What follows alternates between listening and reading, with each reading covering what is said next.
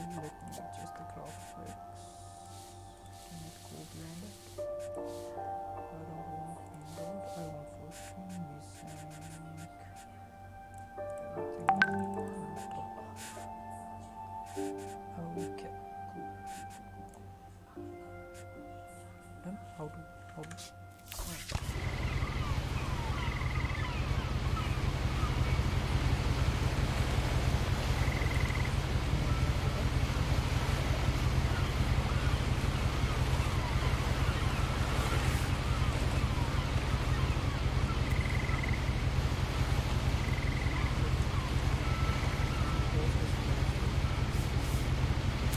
A lot of this isn't going to make sense to you, and I'm sorry about that. I'm just going to start at the beginning, with the house.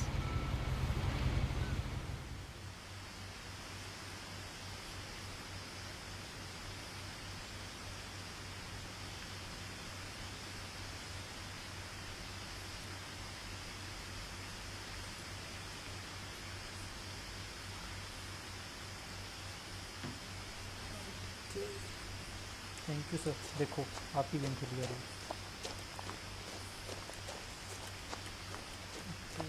Shift this for focus. Can I run? Can I run? No.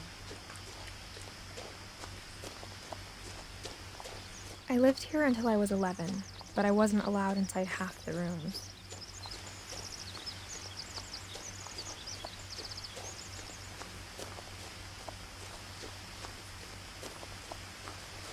I hadn't been back since my brother Lewis's funeral.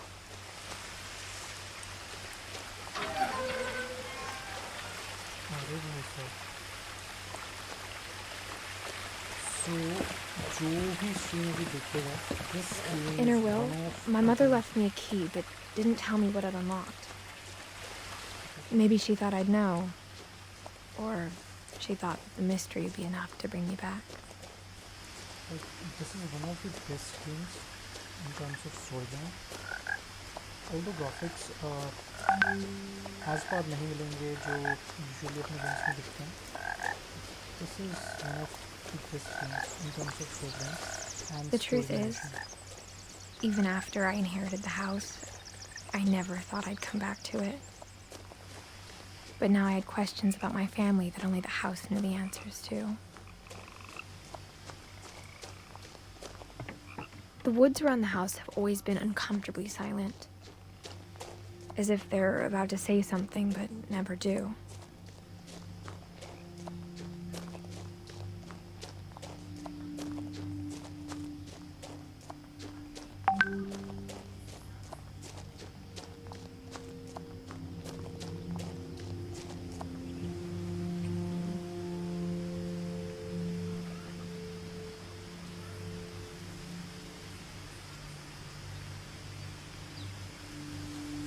Muffled voice. Okay. Sorry.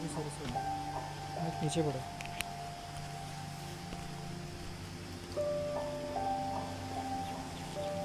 Okay. Mailbox. I missed the mailbox.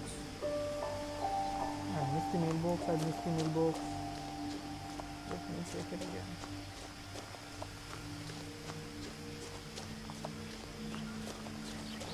Sir बताते रहना साथ कुछ अगर miss कर रहा हूँ तो if I'm missing anything.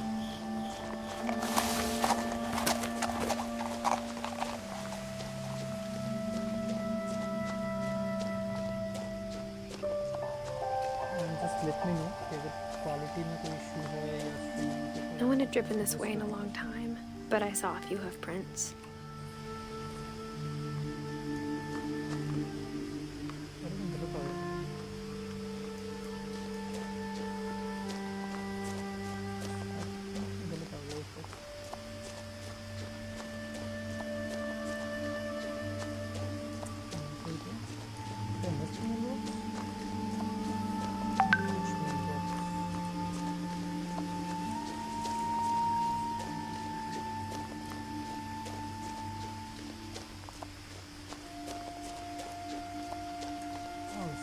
Seeing after it.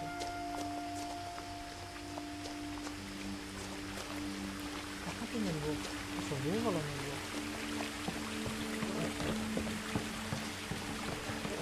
यार मैं वापस आया हूँ उस मेल बॉक्स के चक्कर में अब आप बोल रहे not that important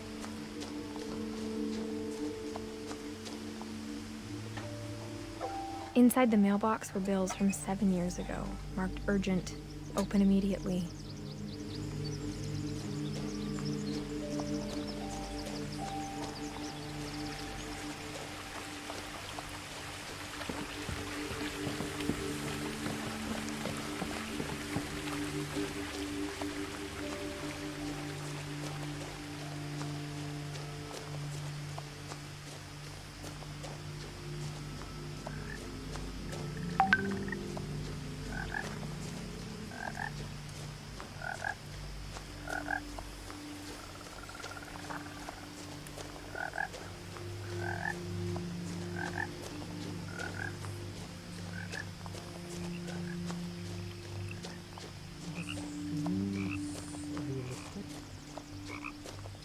of sound.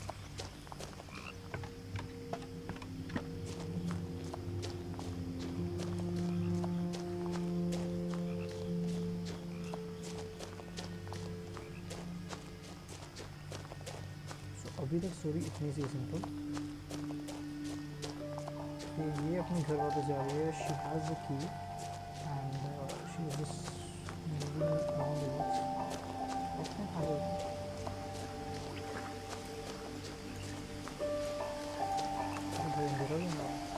The house was exactly like I remembered it, the way I'd been dreaming about it.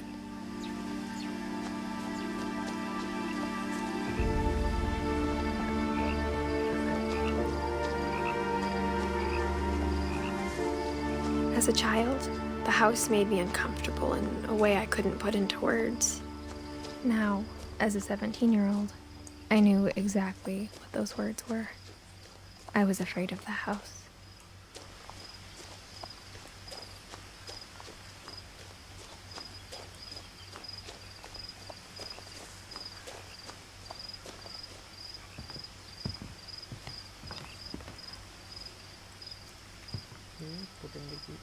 I hoped the key might unlock the front door.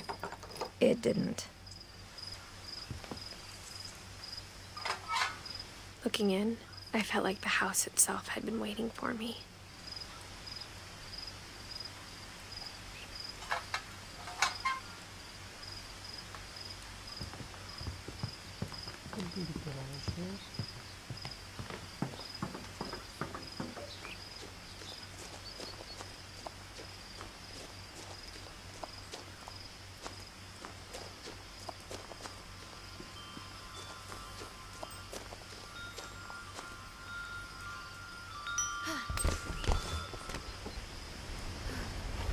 Crawling through the doggy door used to be a lot easier when I was 11.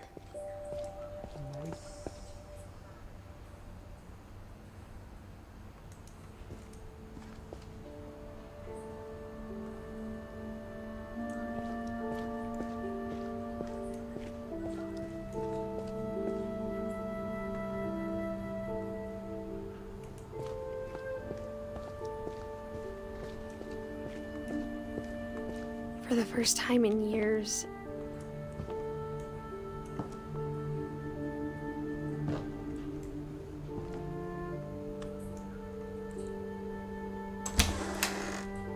I felt like I was home. But instead of a family, there were just memories of one.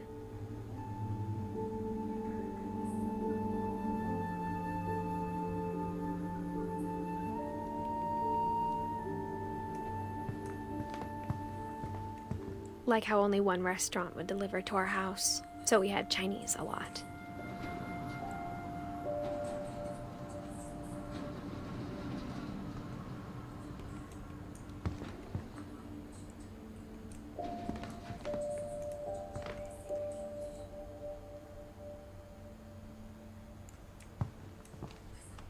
Or how after Louis started working at the cannery, we all got sick of eating salmon. Except our cat, Molly.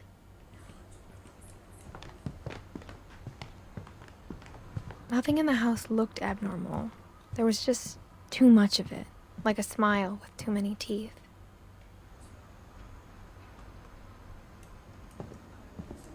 My mom wasn't much of an optimist, but she never stopped believing that my brother Milton was alive. Okay इसका भाई गया है वो.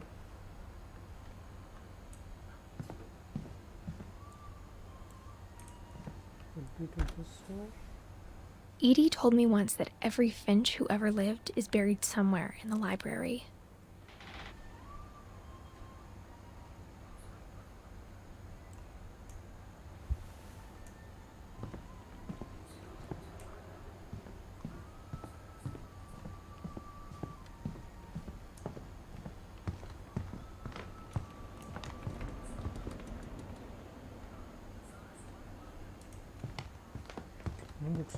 The table was still a wreck from the night we left.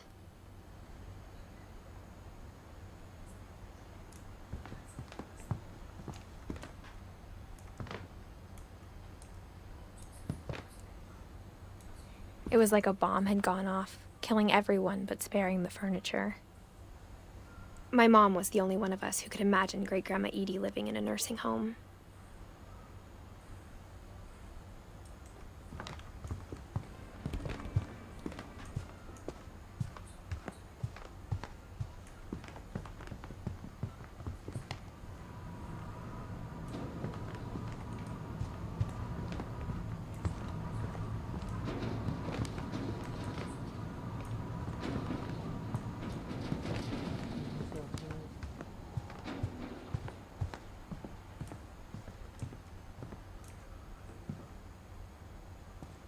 After Milton disappeared, Mom sealed up all the bedrooms. Then Edie retaliated and drilled peepholes.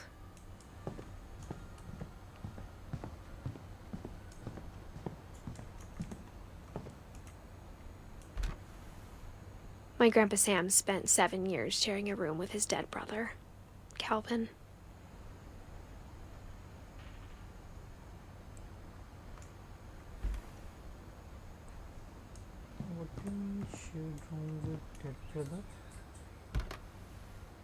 As a kid, I just assumed every house had peepholes and sealed rooms you weren't allowed inside of.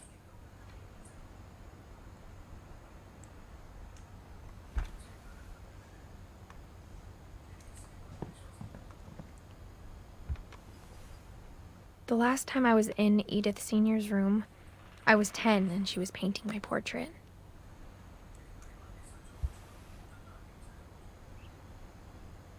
Eddie and Swan Hofstad Finch. दोनों का room है. But the both died 1964 and Eddie's the recent one who died 2010 I think. बाकी सब तो पुराने हैं. 1961 77 oops 76 77 एक ही साल में दो रखे हैं भाई.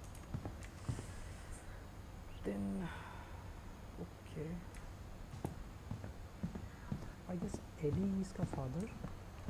इसके mom तो चलो जो भी थे. And Barbara was a child star for 2 years, until America grew out of it.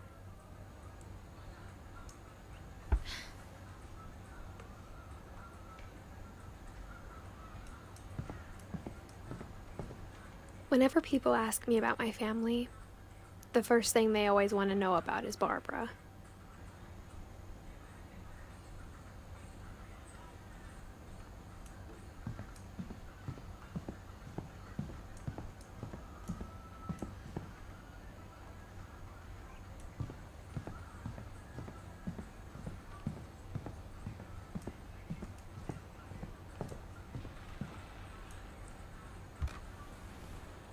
Molly always seemed like a girl I could imagine being friends with, if she hadn't died in 1947.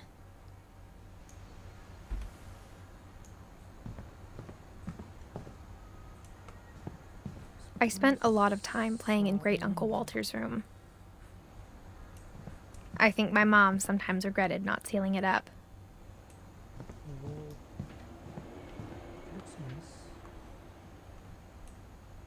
Lewis told me there were secret passages, but I never believed him.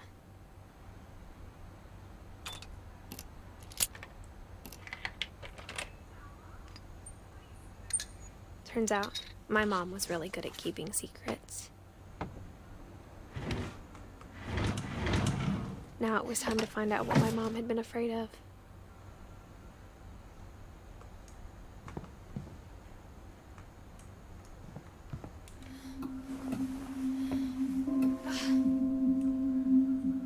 Reading this, maybe it sounds like I had a plan, but I had no idea what was behind that door.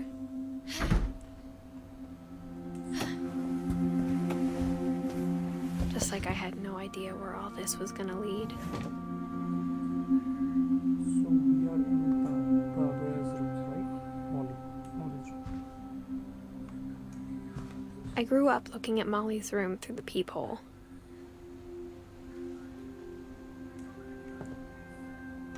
Molly's gerbil had a tiny bedroom with its own even tinier gerbil cage. Being inside for the first time, I felt like I'd stepped behind a painting.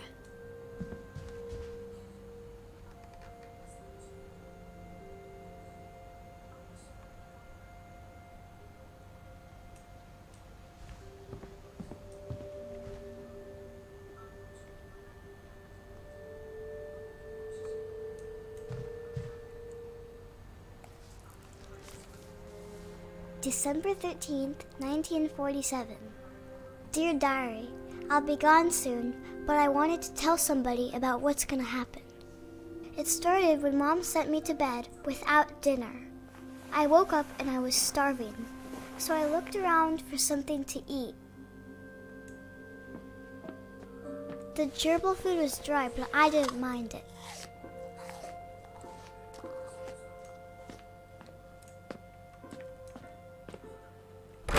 Mom, can I come out now? Sweetheart, it's late. Go to sleep.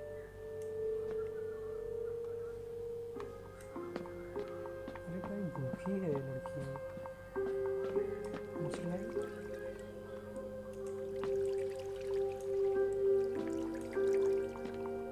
I thought about eating Christopher, but I held back.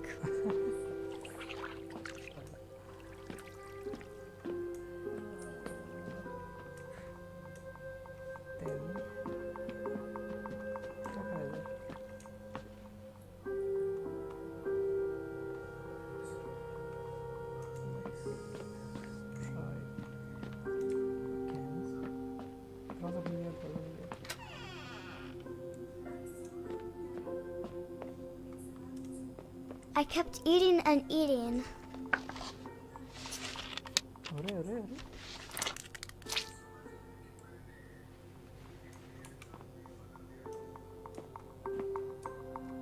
I ate a lot of things that night.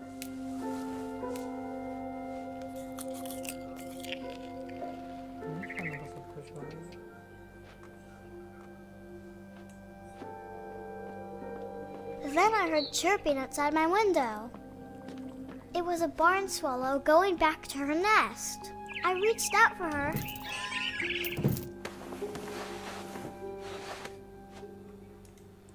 And suddenly, I was a cat.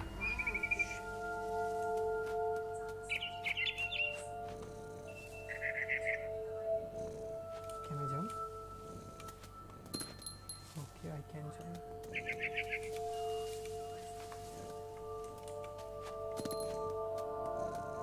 I tried to be quiet, but the bird was really scared.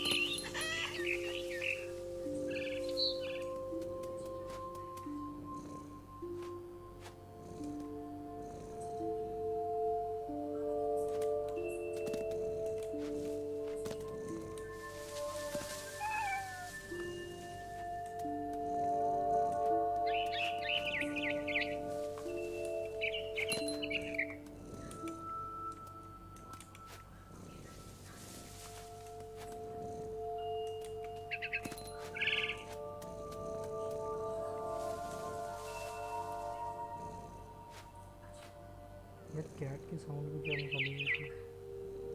And we are right now seeing the cat's POV, जो कि मौली थी.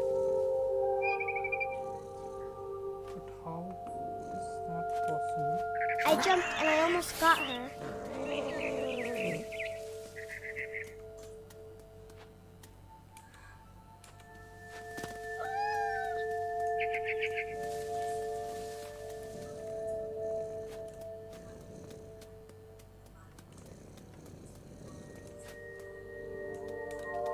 I could tell she was getting really tired. Now I was up in the big tree. I promised Dad I wouldn't climb it anymore. All I cared about was eating that mama bird.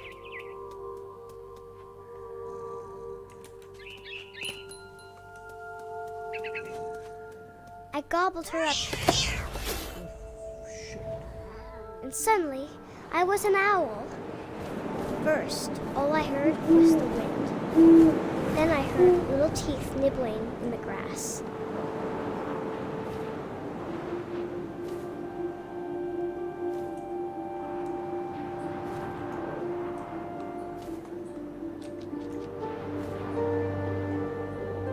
Rabbits.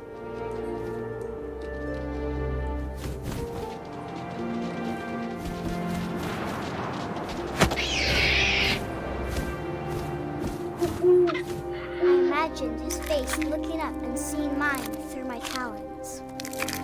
I swallowed him up, and I didn't chew one bit. Then I flew off to find something bigger.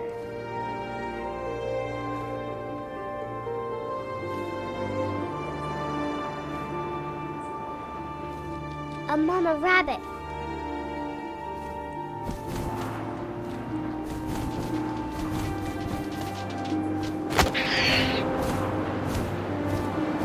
She was almost too big to carry. I started choking, but I couldn't stop eating. And suddenly, I was a shark.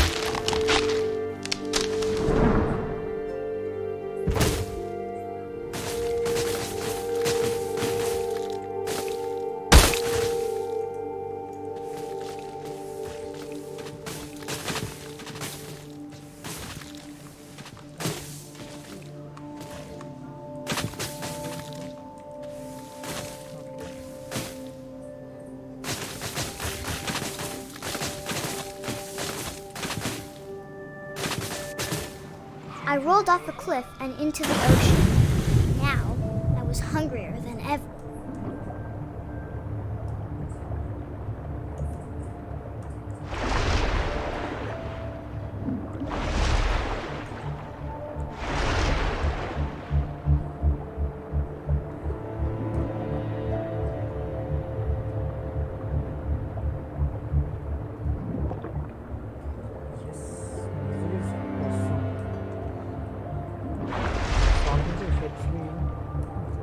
Her cheese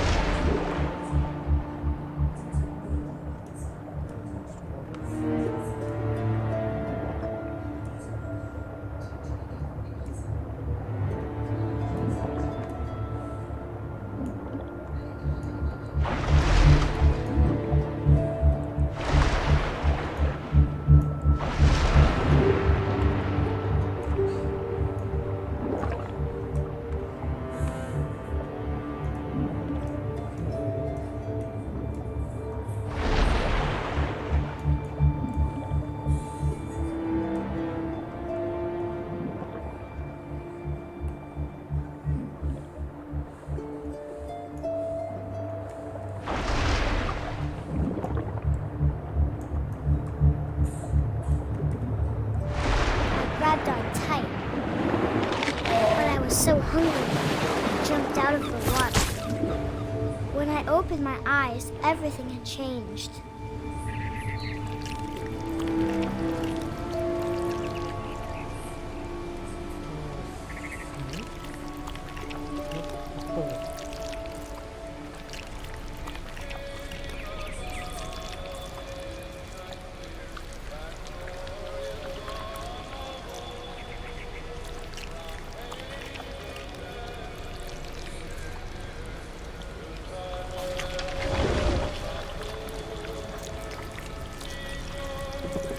Now I was a monster, and I smelled people everywhere.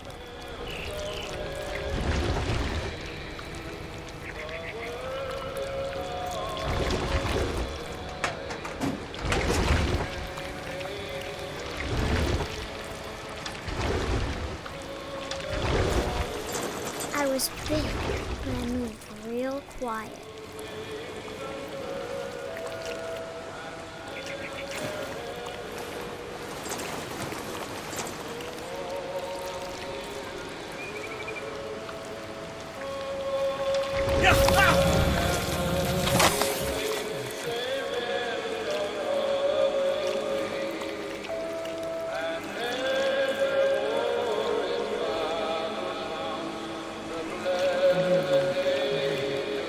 I wanted to stop, but also I didn't.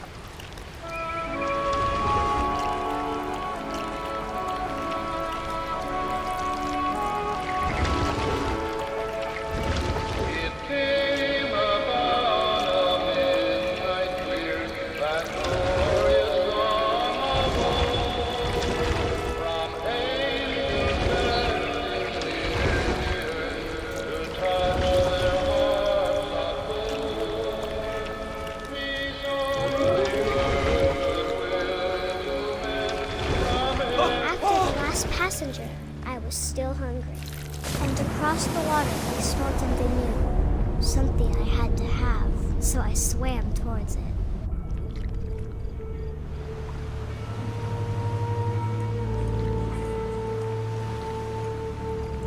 I slithered onto the sand, and the good smell went into an old pipe.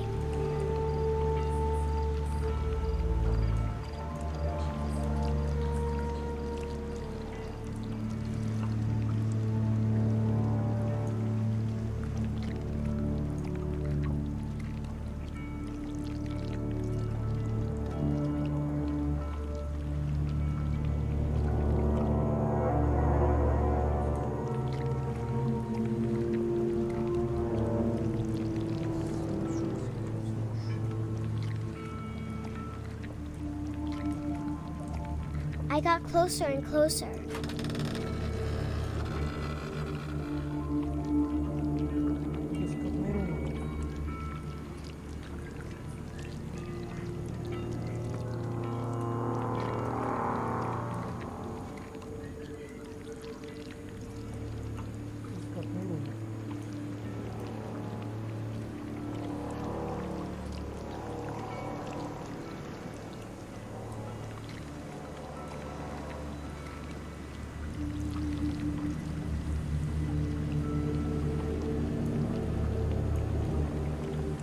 All of my stomach started growling. And suddenly, I was me again. I held my breath for a long time, but I couldn't hear anything. I think it's waiting for me to fall asleep. But it's not going to wait much longer. It needs to feed, and we both know I will be delicious.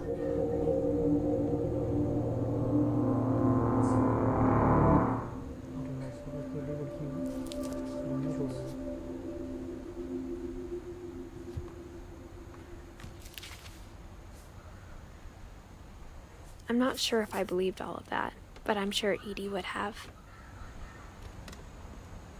Odin, Edith, Walter, Sam, Kellen, Barbara, Molly, Sanjay.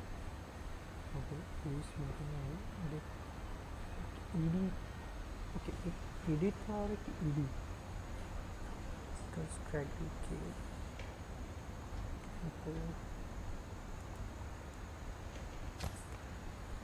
I got the sense Edie had spent a lot of time here before my mom sealed the doors.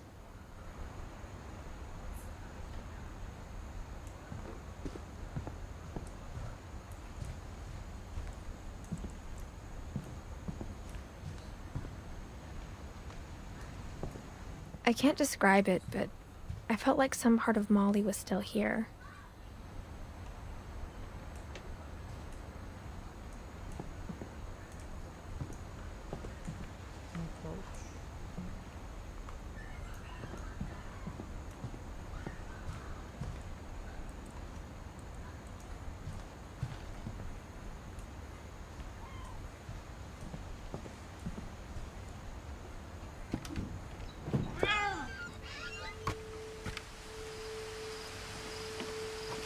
This will be obvious later, but my mom never told me any of these stories. Edie would have, but Mom didn't like bringing up the past. Though, when we adopted a stray kitten, she was the one who named it Molly.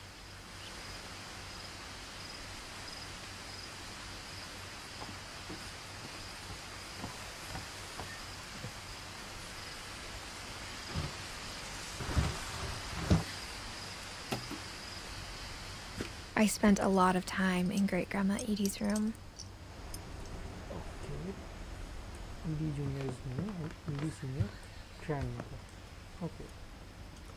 We got along, and it was a good place to hide from my mom. Her room was like a museum. For 500 years, the Finches have been famous throughout Norway for their fortune and misfortune. Odin Finch buries the latest victims of the family curse, his wife Ingeborg and their newborn son, Johan.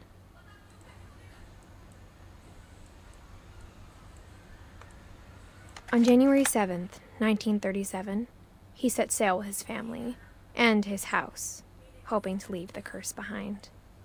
But 40-foot waves off the coast of Washington send the house and Odin to the bottom of the sea. Odin's daughter Edie, with husband Sven and baby Molly, step ashore on their new home, Orcas Island.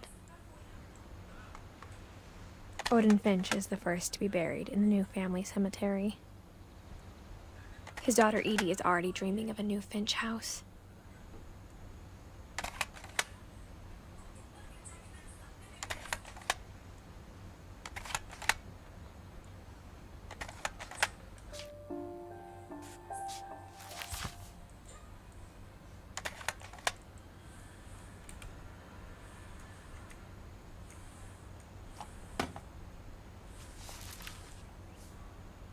Whatever's wrong with this family, it goes back a long ways.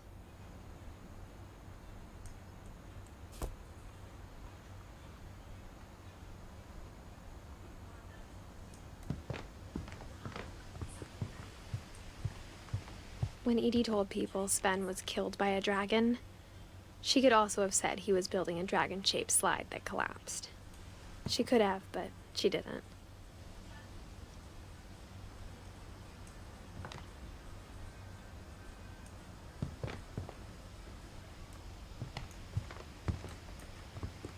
One summer, they evacuated the island, but Edie refused to go. For a few weeks, she was a celebrity.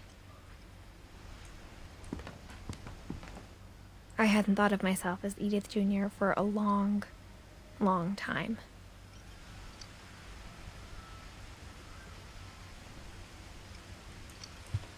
Edie gave a big interview about a mole man living under the Finch house. My mom was furious.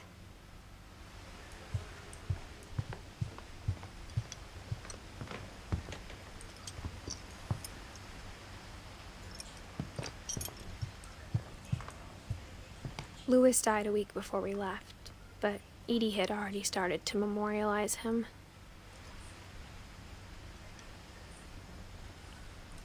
Great-grandma had always been the family's biggest fan.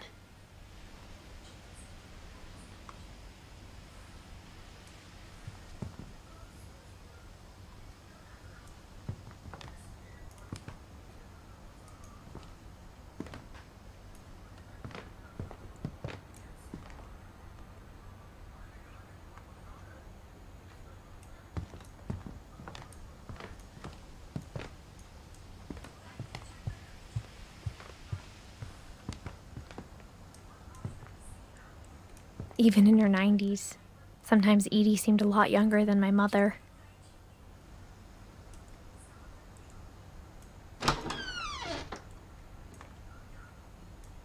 The only trace Grandpa Sam's first wife, Kay, left on the house was the pink bathroom.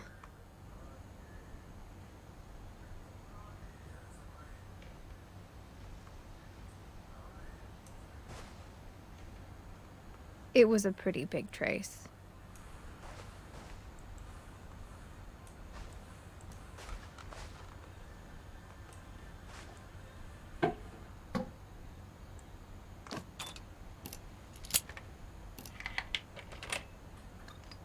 Okay. Any parts here? Maybe?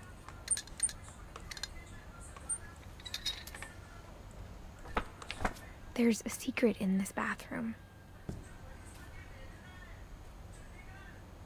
In drawer? It's in the last place you would look. It isn't in the cupboard. It's hidden in this book.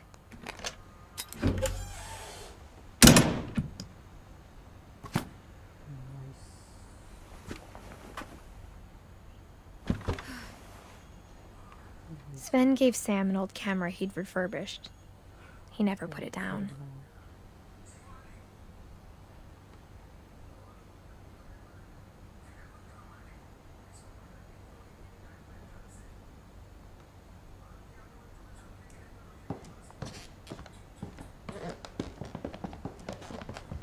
From the paintings on the wall, it was clear my brother Milton had been here before me.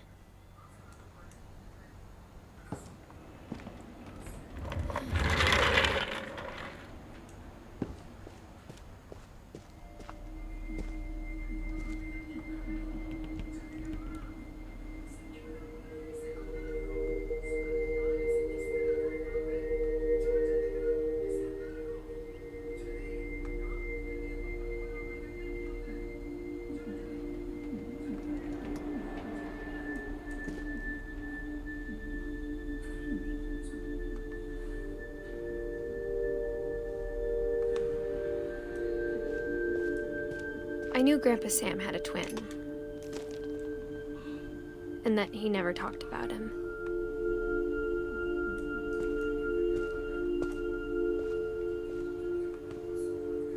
I guess my grandpa didn't like history any more than my mom did.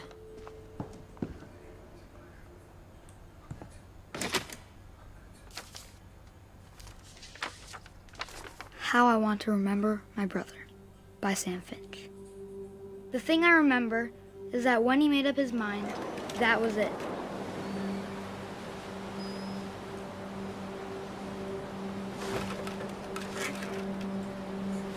My brother said he'd die before he ate another mushroom, and he did. At Barbara's funeral, we swore we'd never be afraid again, and he wasn't. I think Calvin always wanted to fly. Sam, Calvin, dinner's ready. Coming. But that day, he finally made up his mind to do it. I told him going around was impossible. Maybe if I hadn't said that, Calvin, I'm not gonna tell you again. maybe if the wind hadn't picked up, then maybe he'd still be here. But I doubt it. I think he'd already made up his mind. That's what I want to remember about my brother.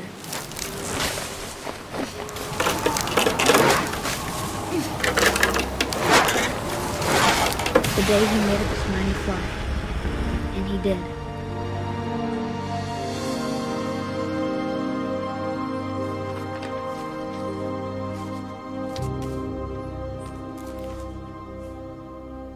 Calvin's story felt strangely familiar. When I was younger, I remember trying to do the exact same thing.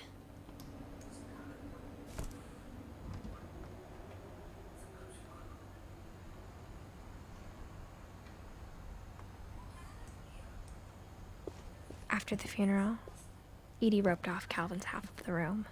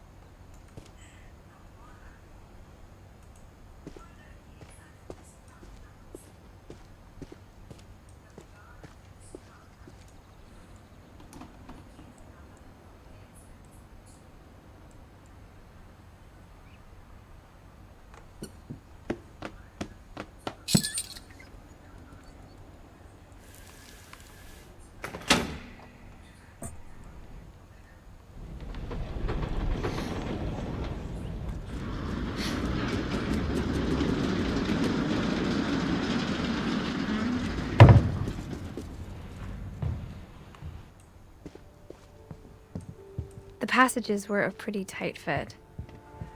They'd obviously been built for smaller hands and bellies.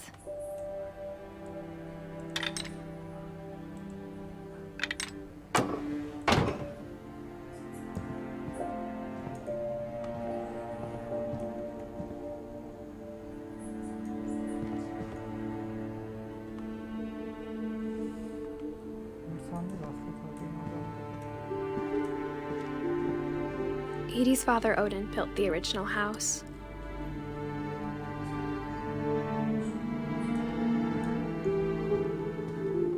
Mom must have locked the third floor stairs on the night we left.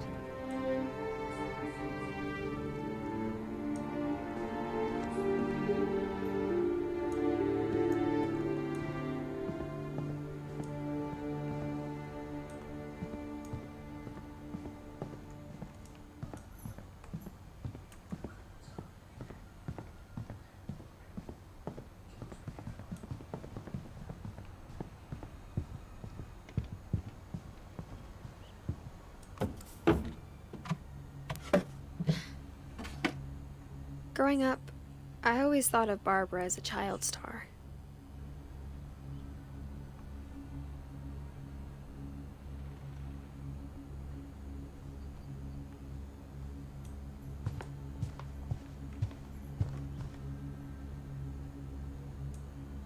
I never thought about how hard it must have been for her afterwards.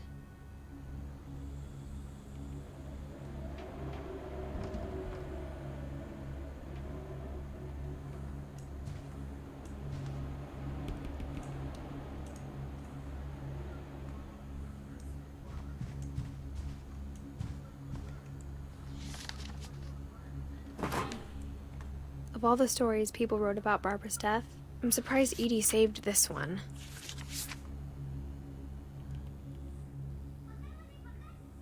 Old Jack here with another ghastly tale inspired by America's most unfortunate family. I'm calling it The Surprise Ending of Barbara Finch. As a child star, Barbara was famous for her scream. Now at 16, she was all washed up, a has-been. But in a lucky break, she'd been asked to perform her signature scream at a local convention for monster movie fans. It was just the boost her career needed. Unfortunately, her scream hadn't aged well. Getting better. I think you just need the right motivation. her biggest fan and current boyfriend, Rick, was about to demonstrate when...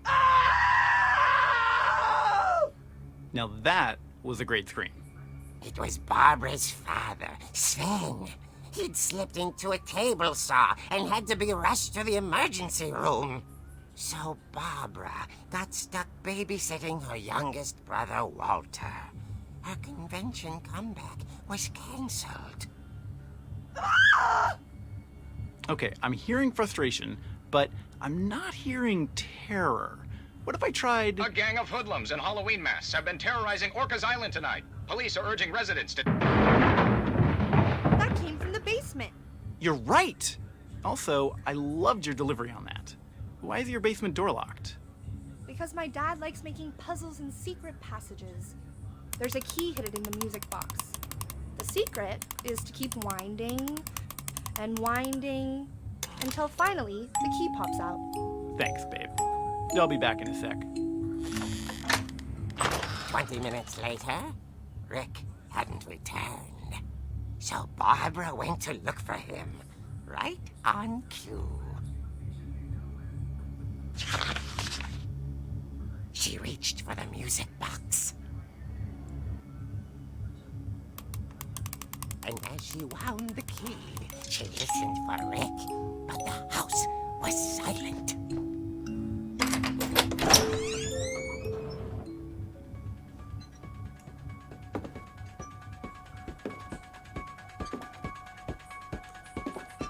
She thought...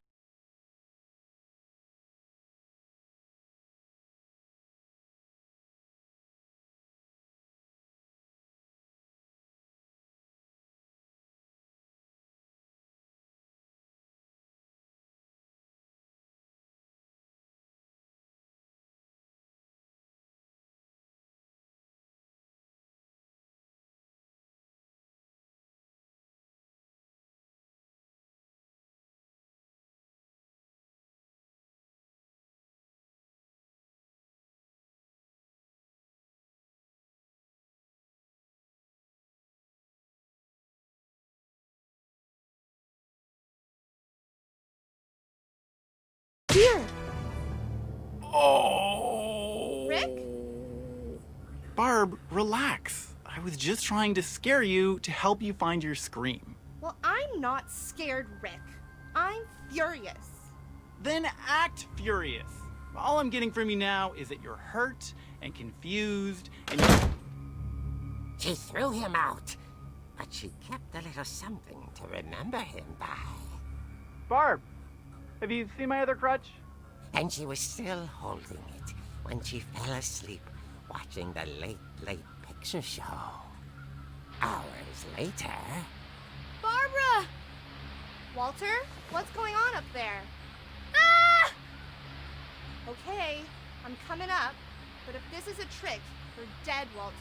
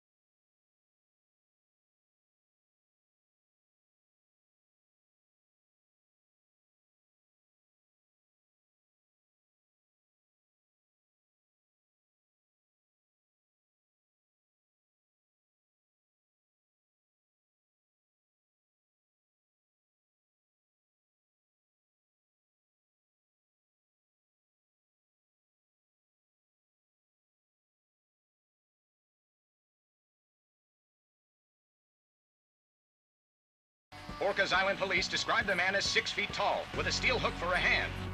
Residents are urged to lock all doors and windows and notify the police of any suspicious activity.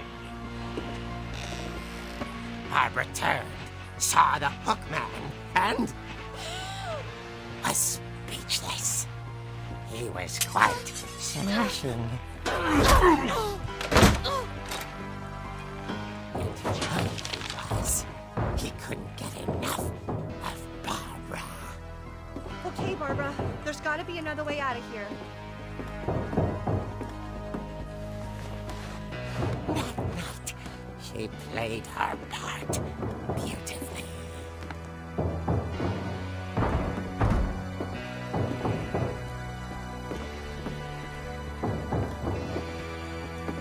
She thought about abandoning Walter, but just couldn't do it. Molly's door hadn't been opened in years. The hinges groaned.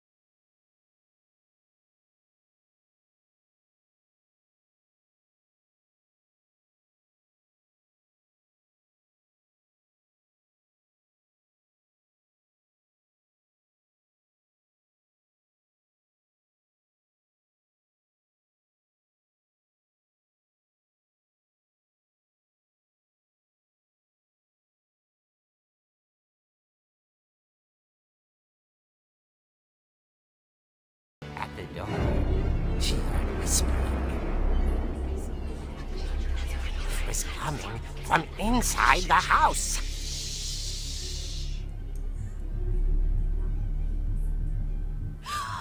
Oh dear. The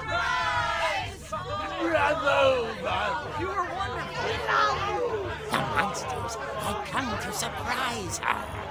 For Barbara, it was a dream come true. Then she saw what kind of monsters they were, and she realized what was about to happen. She was going to be famous. And with her final breath, Barbara Finch gave the performance of her life.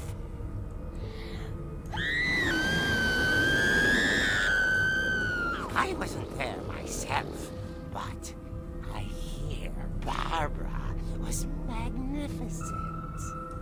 Poor girl. She had a taste for stardom. But unfortunately, so did her fans. Of course, the police blamed it all on poor Rick, who disappeared the same night.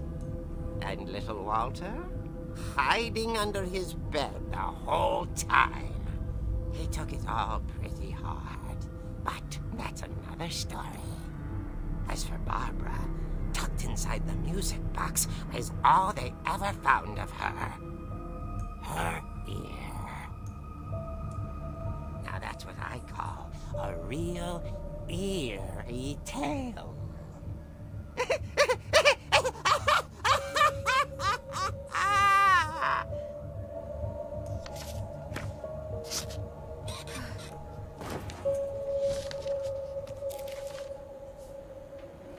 Edie told me all Barbara wanted was to be remembered, as absurd as that comic was. Maybe what Edie saw was a happy ending.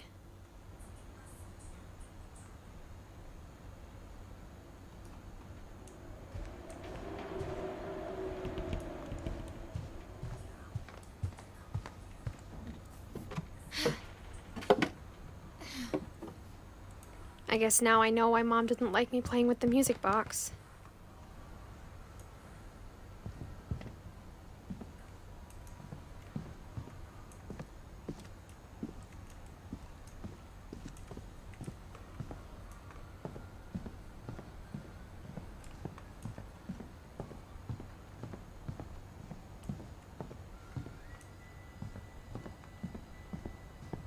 It's funny. All those times I played with the music box and never found the basement key.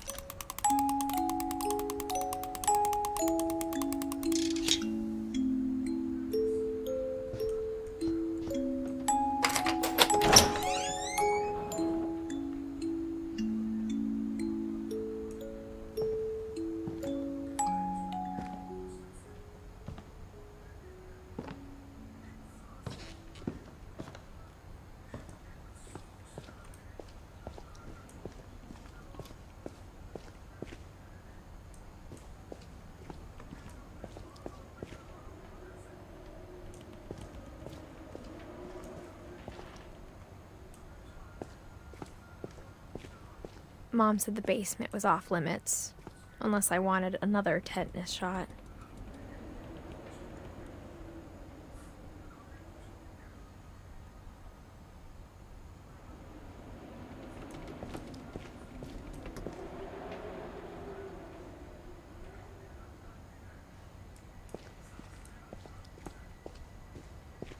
I saw Edie sneak down to the basement once, carrying packages. I thought maybe she was hiding presents. It turned out she was hiding a lot more than that.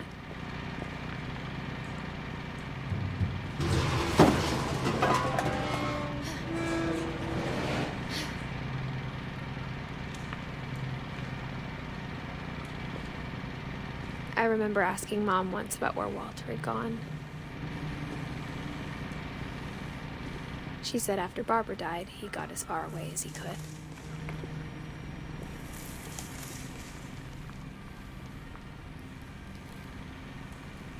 If there's a pattern in all these stories,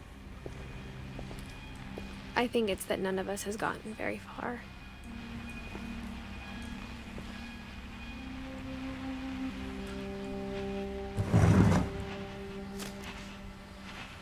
Goodbye, everyone. I can't believe I've been down here for 30 years. 30 years now. On that first day, after the shaking started, I didn't think I'd survive a week.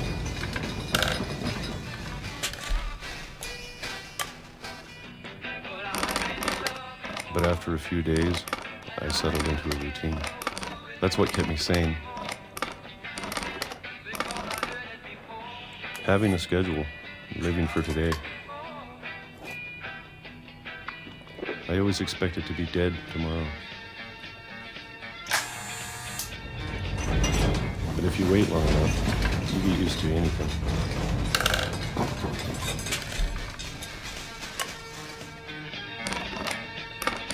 Even a monster on the other side of the door starts to feel normal. Almost friendly.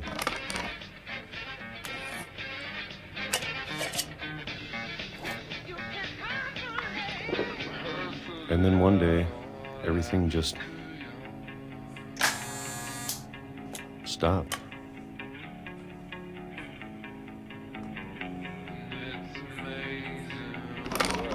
Whatever that thing was, it was gone. Maybe it got tired of waiting. Or maybe I just got tired of being afraid.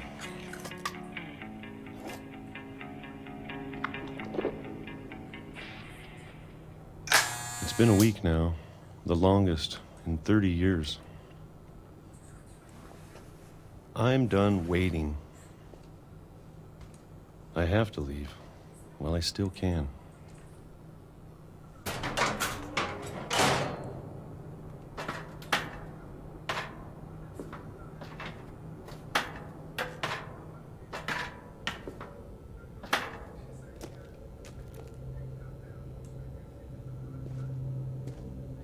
know it's out there somewhere.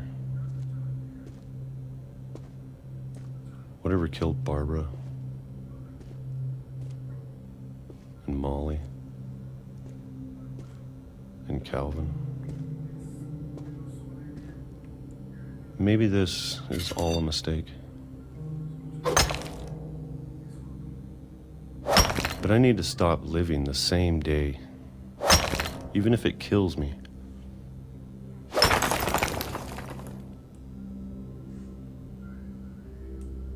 Whatever's out there, I want you to know I'm ready for it. I'm going to appreciate all of it, especially the food.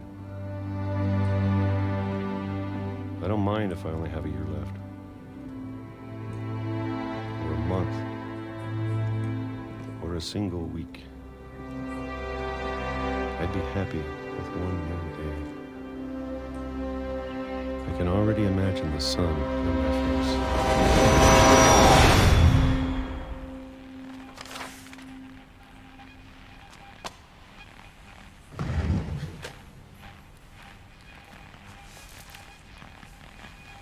Walter died when I was 6. I can't believe my mom never told me he was down here.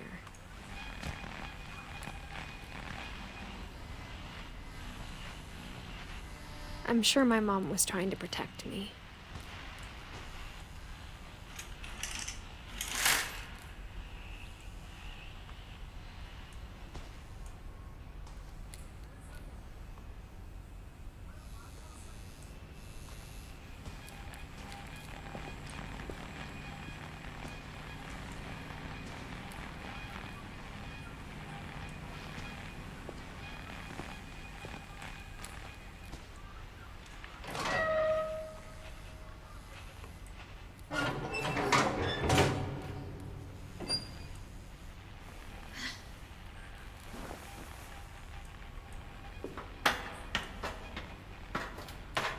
Maybe she was afraid I'd end up like Walter.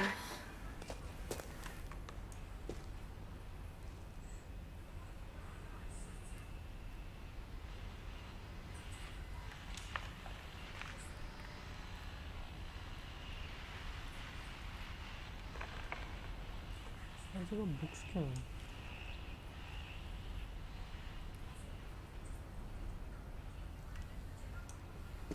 But if she never told me about an uncle under the house, I can only imagine what else she was hiding. I don't want to make the same mistakes she made.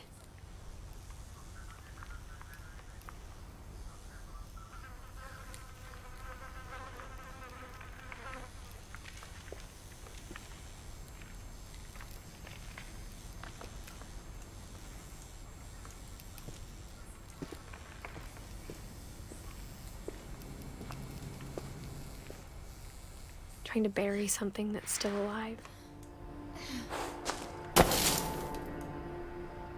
Now that there's only one of us left, or maybe two, I thought it was time I heard the stories for myself and found out what happened to everyone else. But now I'm worried the stories themselves might be the problem. Maybe we believed so much in a family curse, we made it real.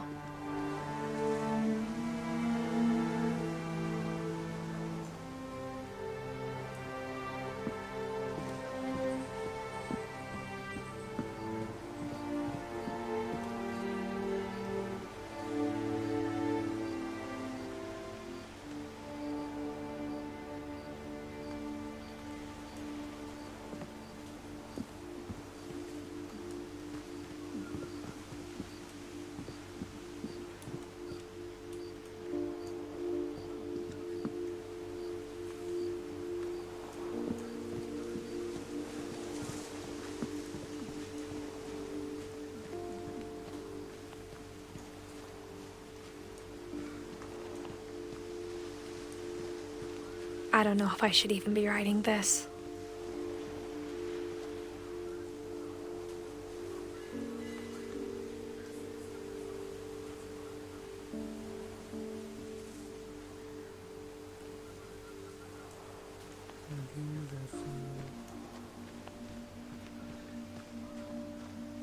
Maybe it'd be better if all this just died with me.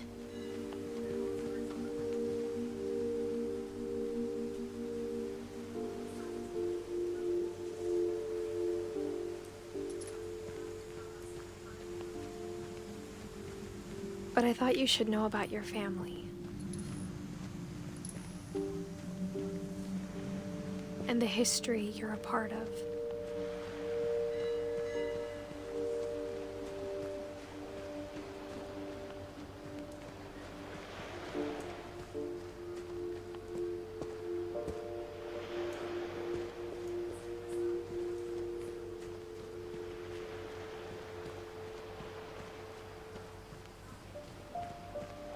Though to be honest, I feel as lost as you probably do right now.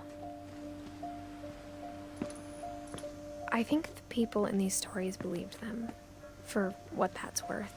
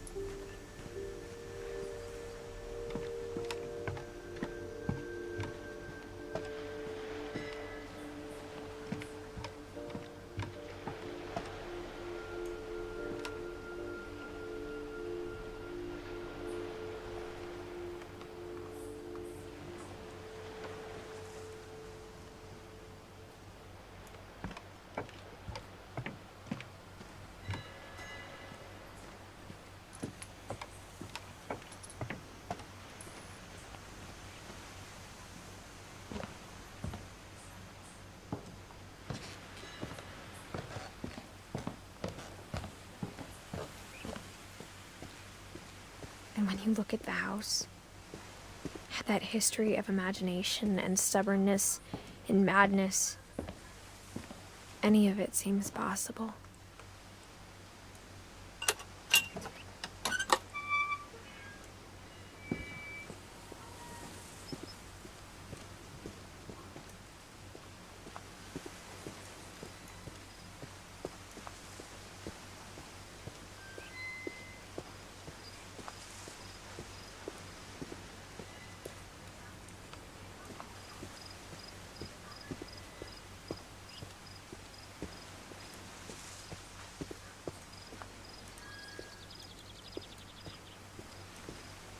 I think we've been surrounded by death for so long, we've just gotten used to it. What kind of family finishes building a cemetery before starting the house?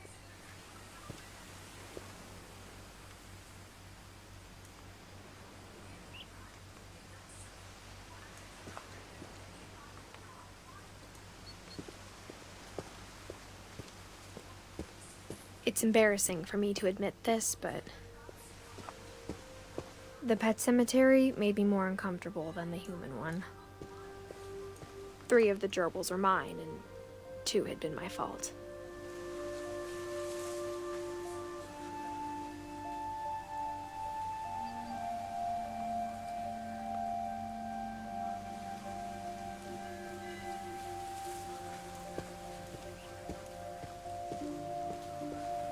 Sven built the house, but it was Edith who designed the cemetery.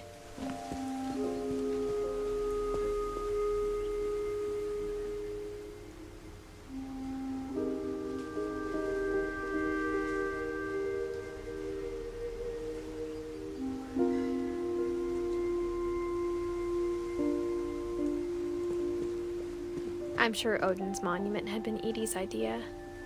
My mom was always trying to move on, but for Edie, the past never went away.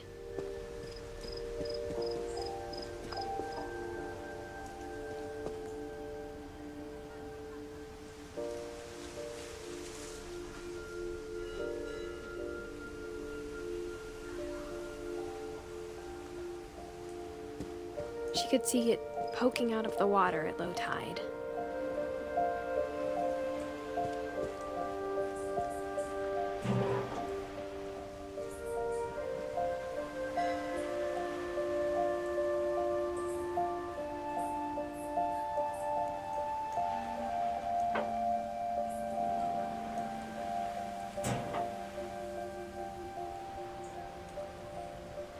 Edie said she dreamed about the old house every night.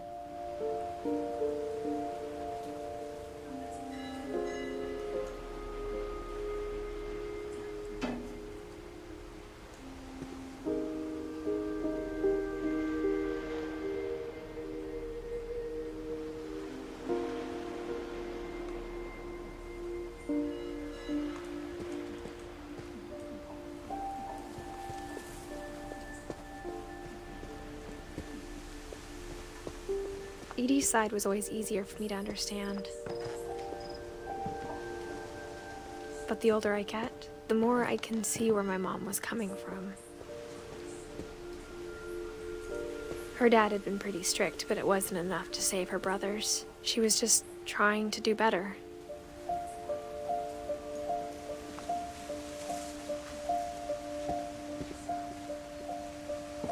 She lost 2 of her brothers, just like I did. I get why she tried so hard to protect us. There's so many things I wish I could ask my mom now. Part of me thinks this is what she wanted all along. For me to come back someday and find everything out for myself.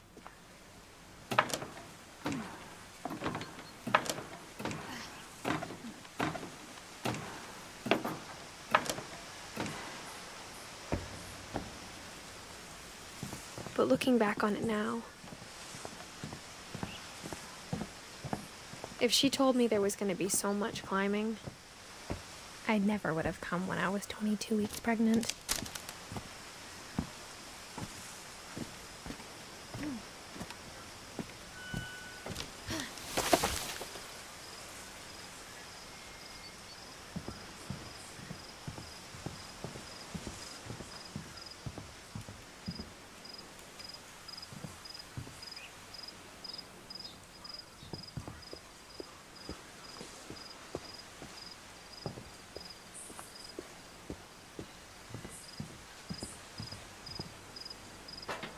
I never met Grandpa Sam, but I think he and my mom had a lot in common.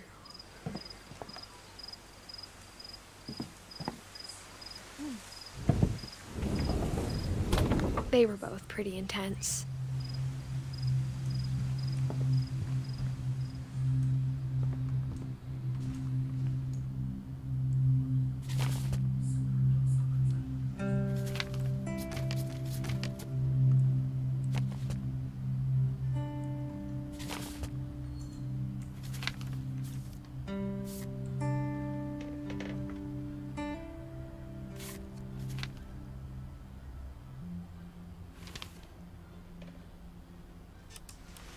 Dawn, I promise, you'll never forget this weekend.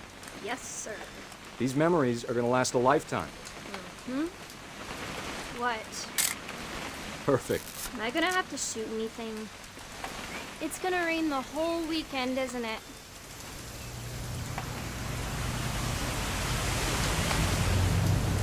I will never forget this weekend, Dad. Okay, got it.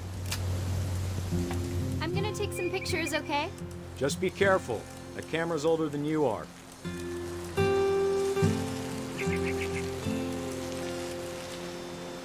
Definitely should not have drunk all that coffee. Hey! That's a keeper. I'm just saying, I'm not always gonna be here, Dawn. You'll need to remember this stuff, if you want to survive. I'll be fine, Dad. You know who else thought he was gonna be fine?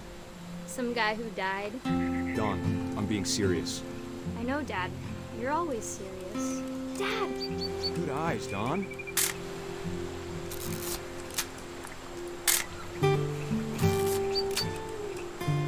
Before you take the shot, let me get a picture of you.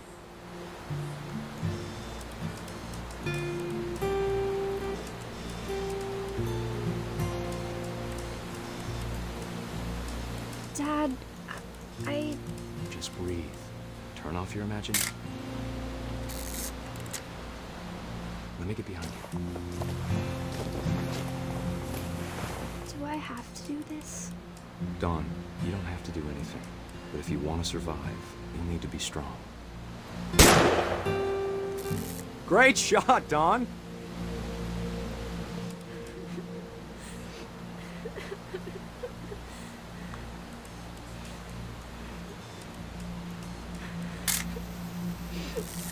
I'm proud of you, Dawn. Always remember that, okay?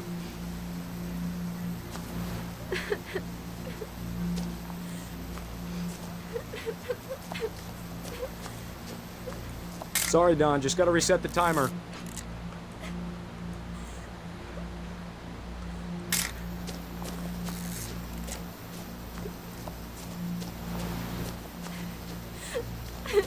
Dad, it's twitching. I think That's it's totally normal, Dawn. Just focus on the camera. Try not to think about... Dad!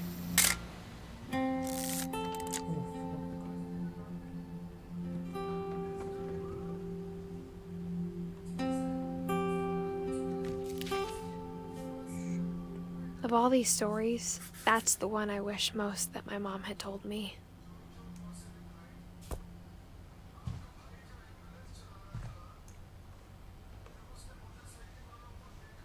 Sam spent his life shooting photos, but Mom said he got nervous being in front of the camera. I guess we're all afraid of something.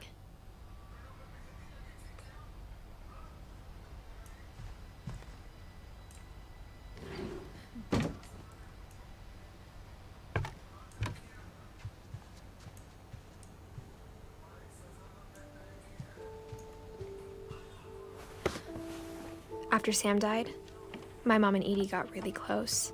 They'd both lost a lot.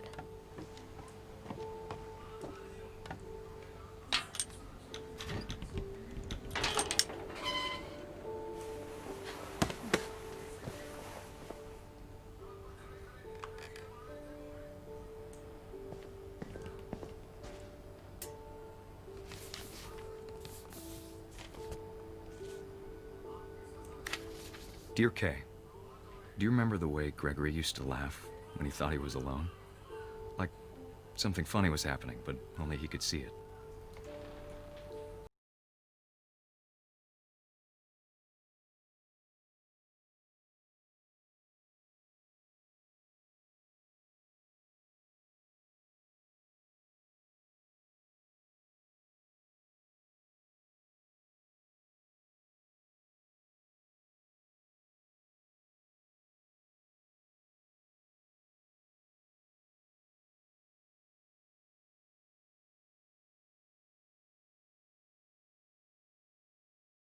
For Gregory, it's time to...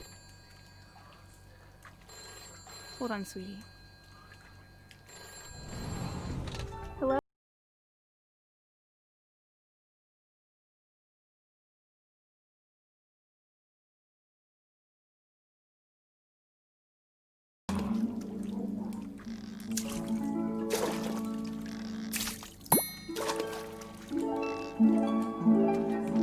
What his world was like.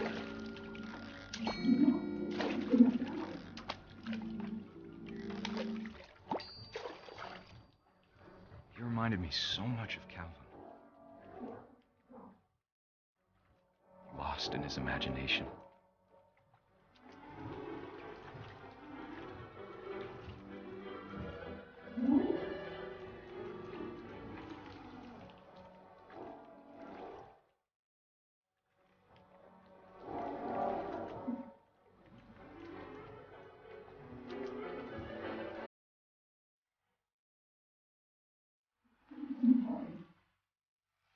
Whatever it was he saw.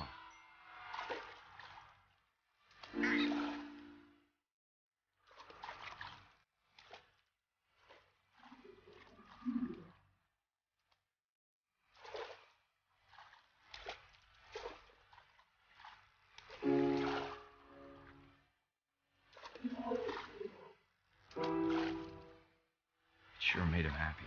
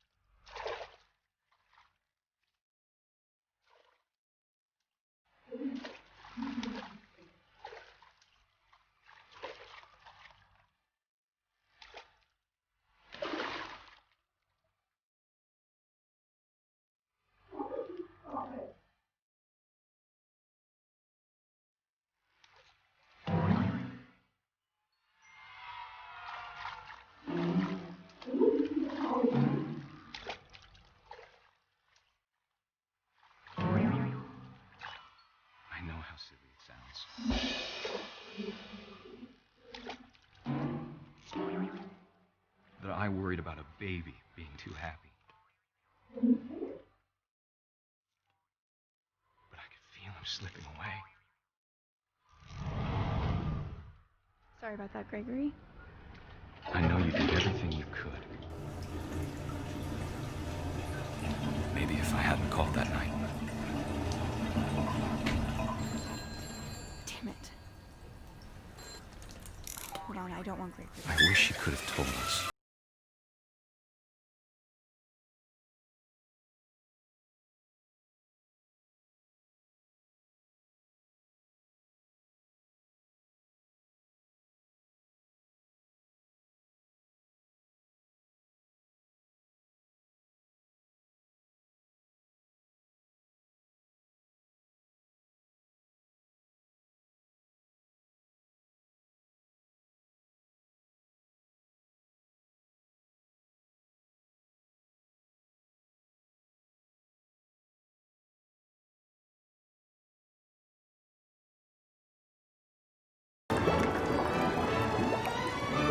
I'm sure he's happy. And he'd want you to be happy too. Good luck, Kay. Love, Sam.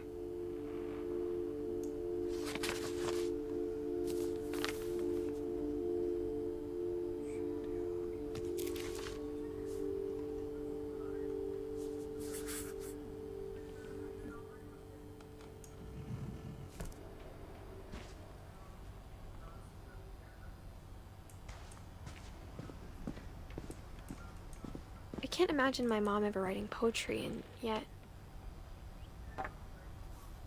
A poem for Gus, who always said the wedding was a bad idea.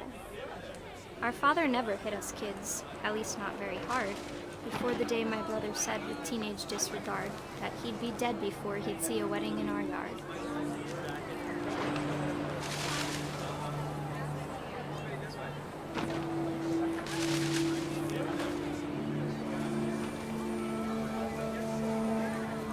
My father made him come, of course, but Gus stood far apart, just flew his kite and bottled up the storm inside his heart.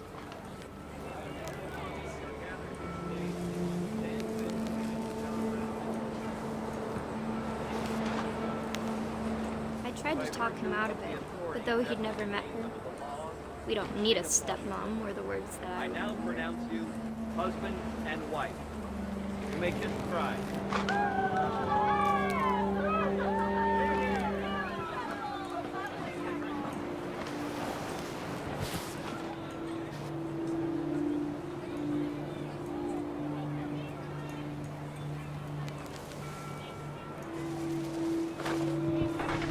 When the time for photos came, Dad ordered him to come here. But Gus declined, and as a sign held up his middle finger.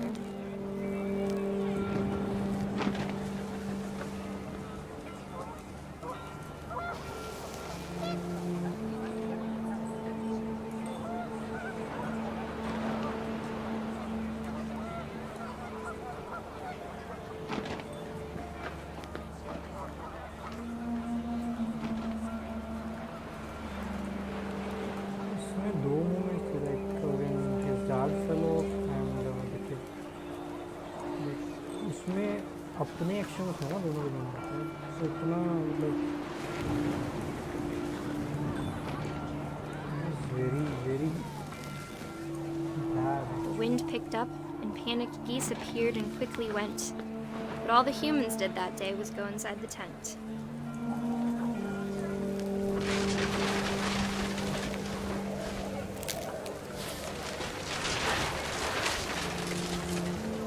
The rain came down in buckets then, but no one seemed afraid that nature might destroy the tent our dad had crudely made.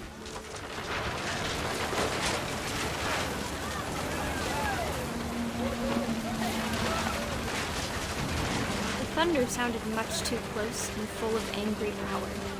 But all my father said to this was, "Make the music louder."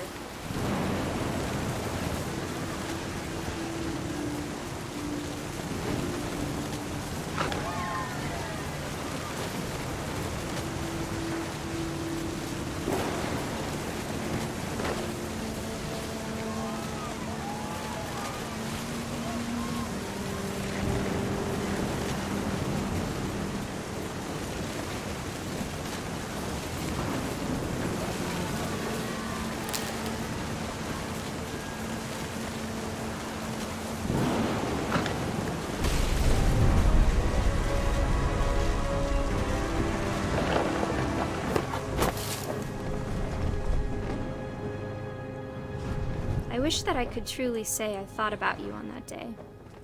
Out there on the beach alone, just you, the wind, the sea, and foam. But I didn't, until we found you.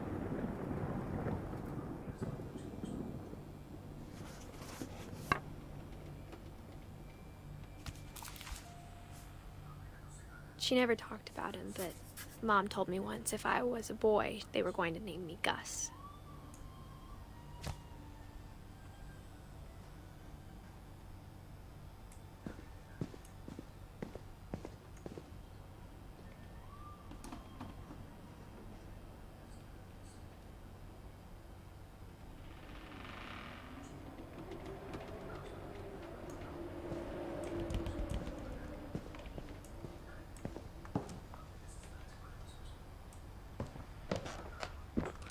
My mom moved up to the loft after her brothers died.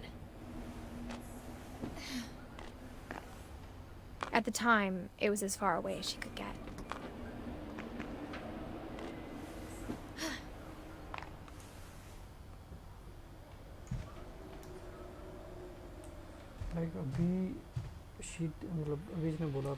She spent a summer building houses in Calcutta, where she met my dad, Sanjay.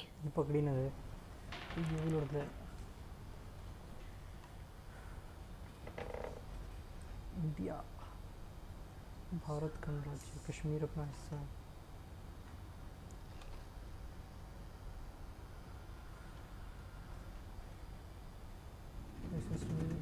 Jodhpur red fort Taj Mahal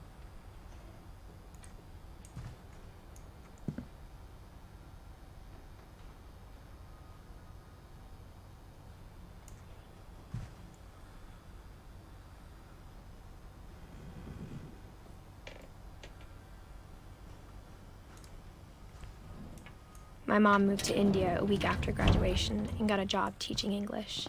Louis was born a year later.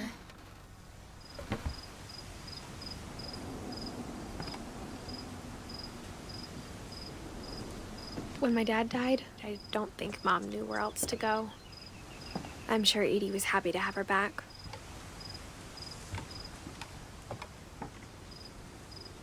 And to see kids in the house again.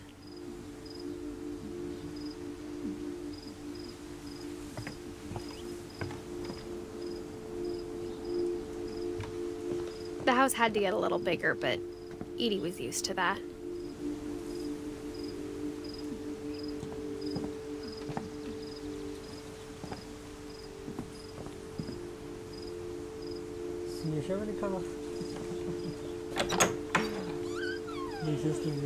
And for a while, things were good.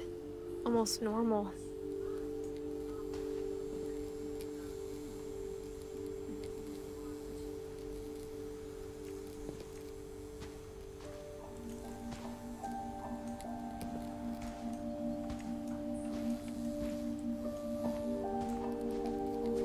But it didn't last.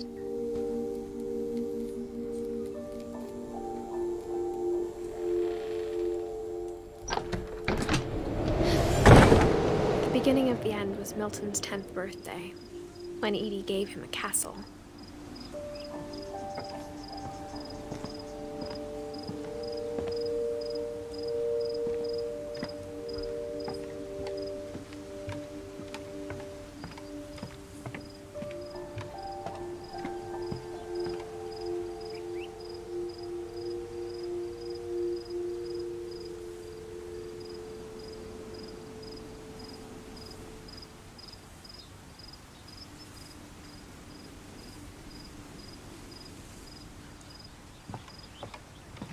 बहुत मस्त बनाया है बंदा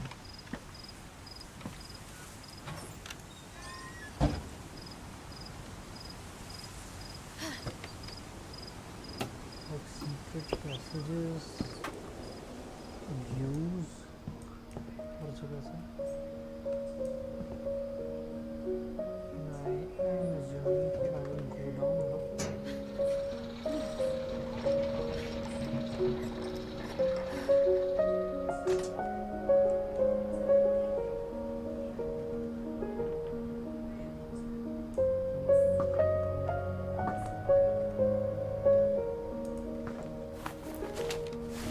Milton Finch in The Magic Paintbrush.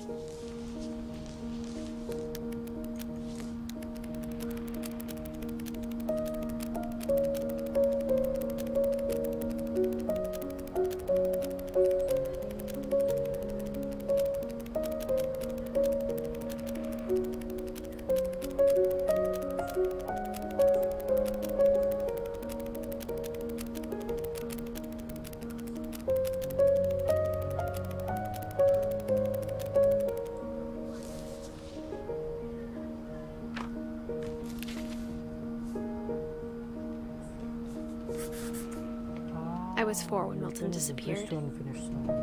Okay. तो मतलब आप मुझसे unfinished song भी डाउनलोड कराओगे?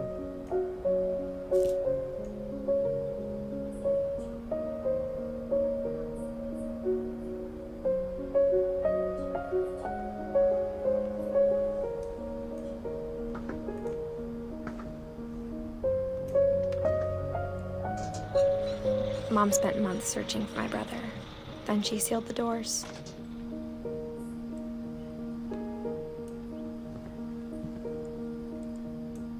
Whatever Milton had found in the house, Mom didn't want it getting out.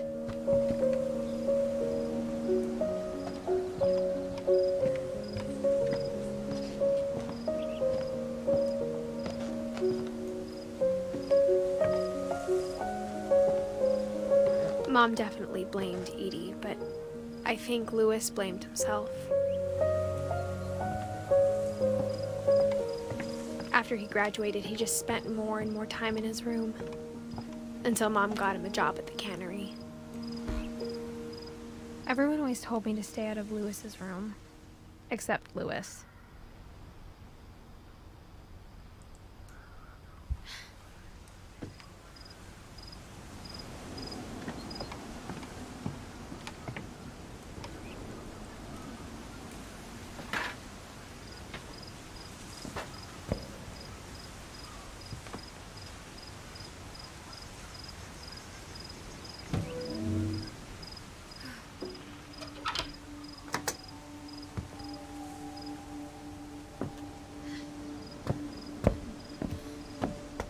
Louis's room smelled very, very familiar.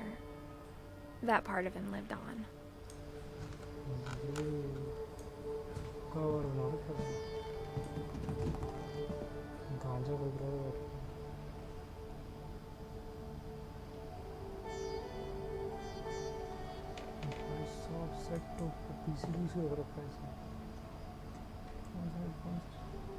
Looks like logic, right?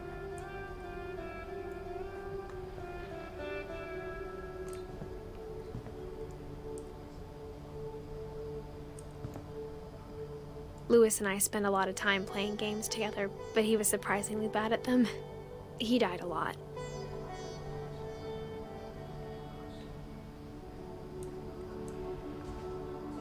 He was so proud of being Indian.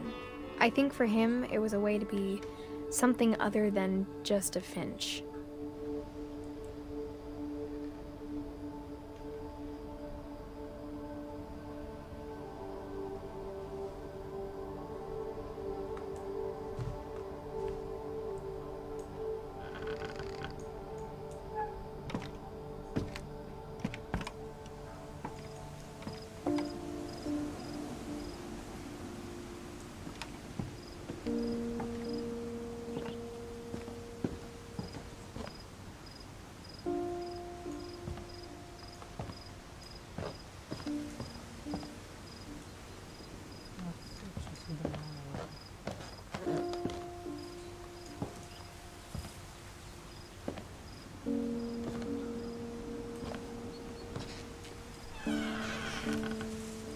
I wish we'd stayed.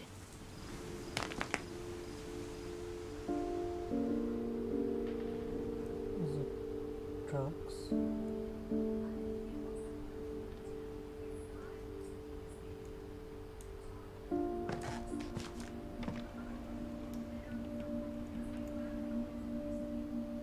But I understand why we left.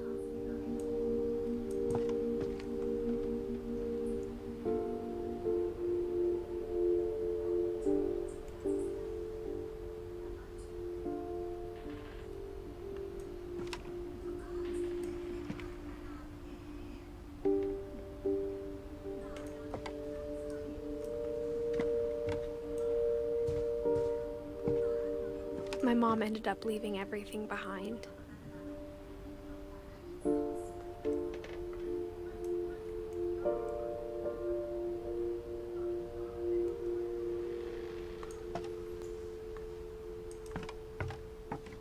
What happened that night had been coming for a long time.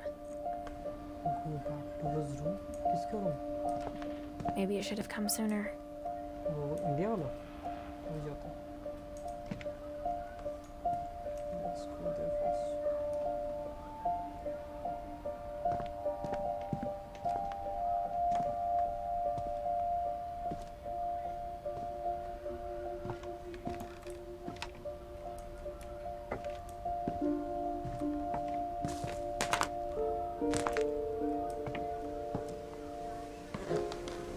लगा नहीं रहा जैसे miss किया.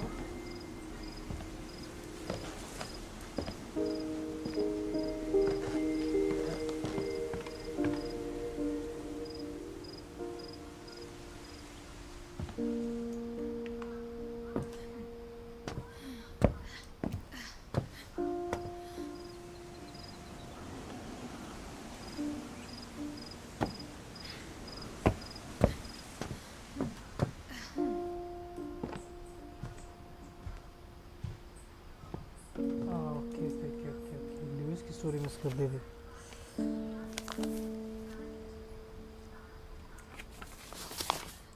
हमारे room में story है ना. Dear Mrs. Finch, as Lewis's psychiatrist, I can understand your desire for an explanation. As I see it, the trouble began in January, shortly after we convinced your son to seek treatment for substance abuse. Newly sober, I believe Lewis first noticed the monotony of his daily life.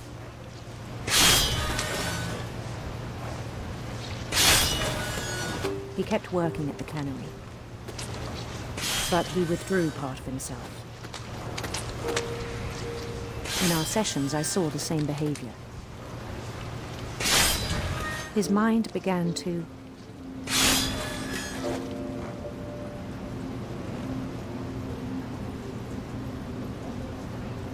wander.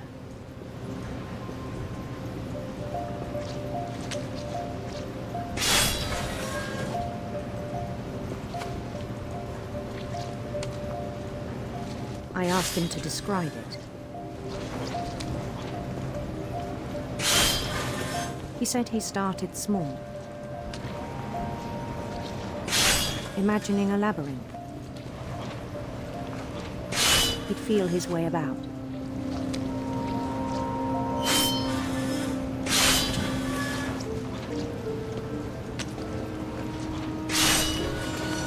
Then something moved. Bats.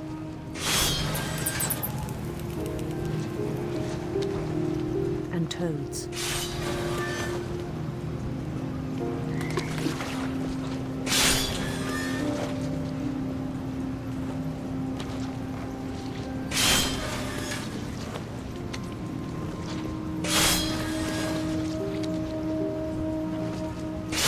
And things that have not names.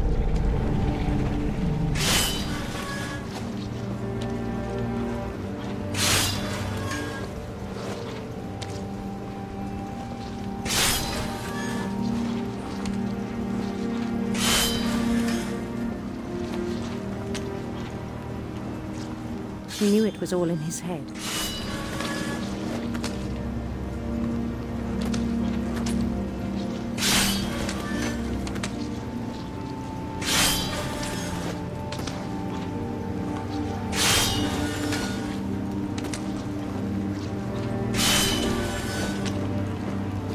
But he took it very seriously. I had hoped he'd find himself.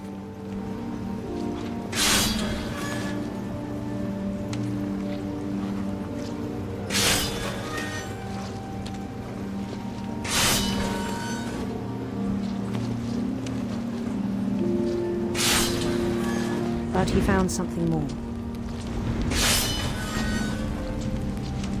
I worried about him then.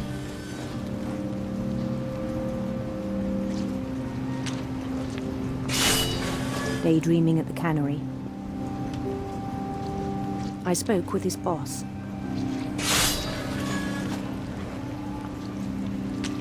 but he said Lewis had become a model employee. Methodical, tireless, focused. Like a whole new Lewis. So I let him go on.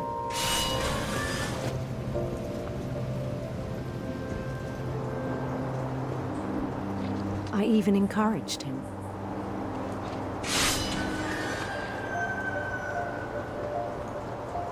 It seemed very promising at first. He told me he'd made a new friend.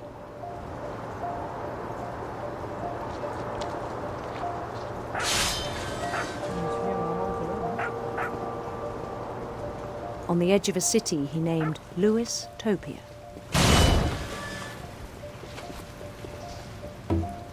He built the city up slowly, brick by brick.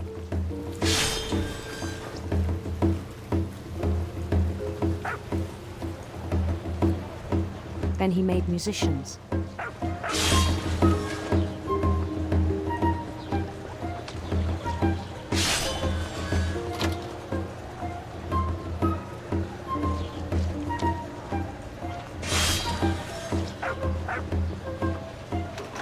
And songs for them to play.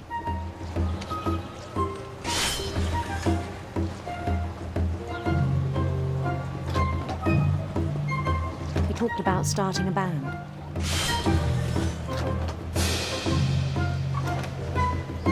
And he was always humming something. Every day his imagination grew stronger.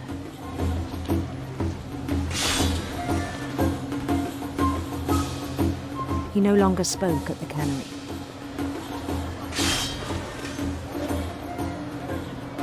But his chopping was as reliable as ever. Then one day it struck him that all the cheering crowds, even the stones under his feet, were all in his imagination. So he could do whatever he wished.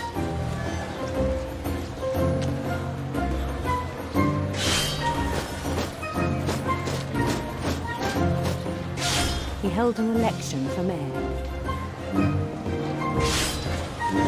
And he won. They begged him to stay, but his mind was already wandering. It became a game for him.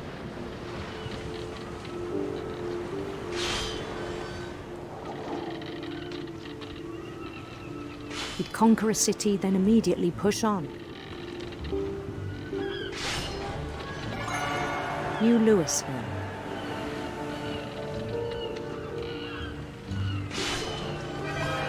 St. Louis.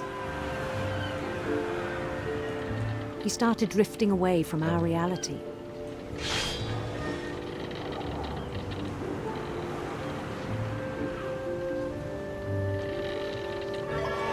Minneapolis. Until one day he forgot to go home from the cannery. Even as his mother pleaded with him, part of Lewis kept sailing on.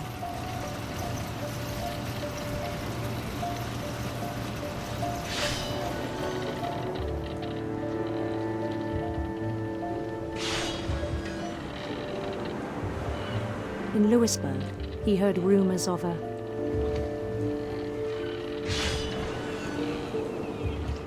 beautiful prince.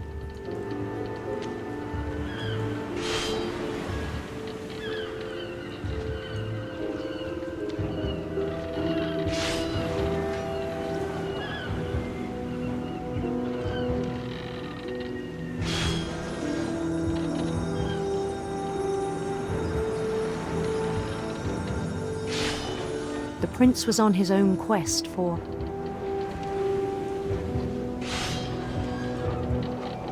sinister serpents.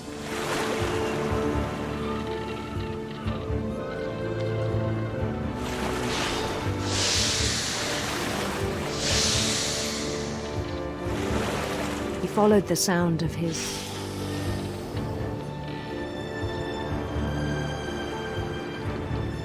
electric sitar.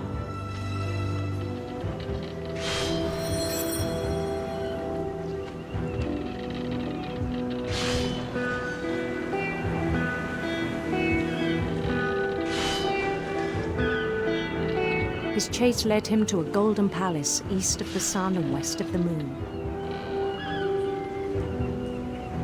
Even then, his logic remained sound.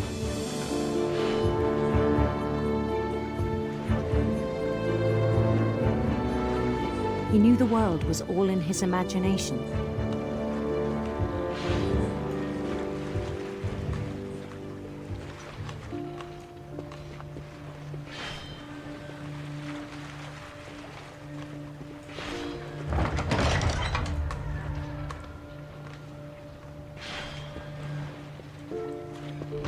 But he was so proud of having created it.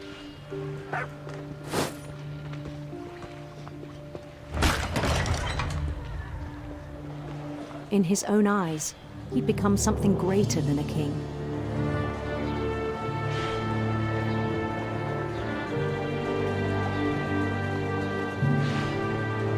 For someone who'd never known success in the real world, I think it was overwhelming.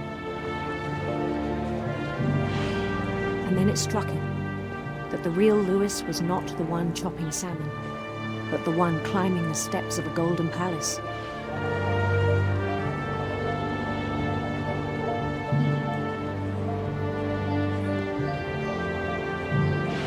My imagination is as real as my body, he told me. It was hard to argue with him.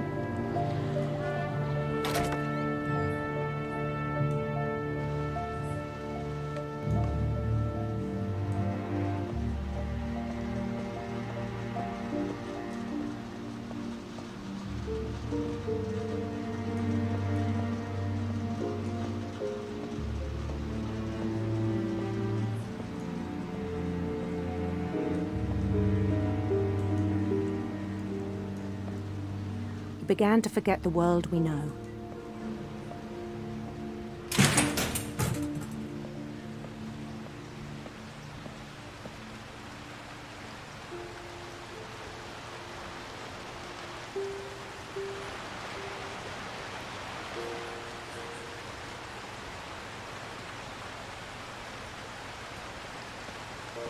I think it pained him to remember Lewis, the cannery worker.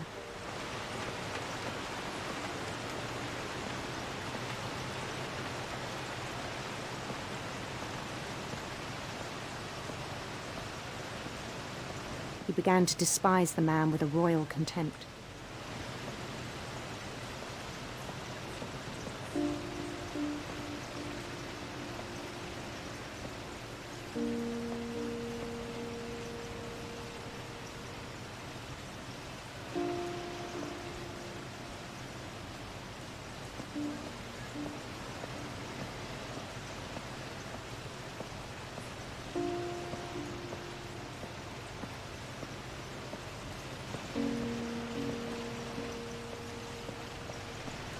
I still thought I could save him.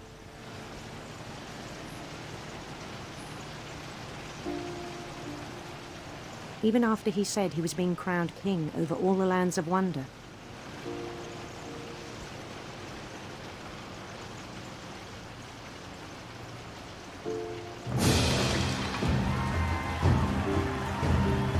The palace would be packed with his companions.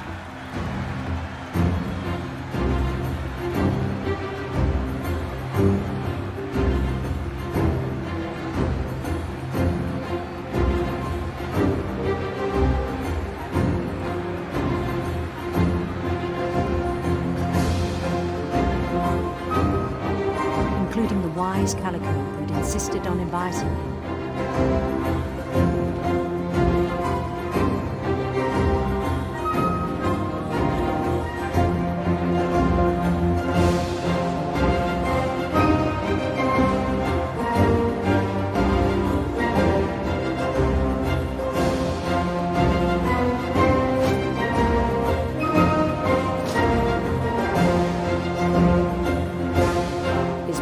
Waiting, holding his crown.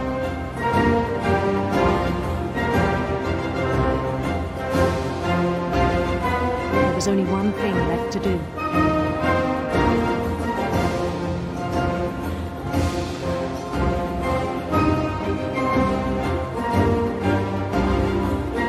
Bend down his head.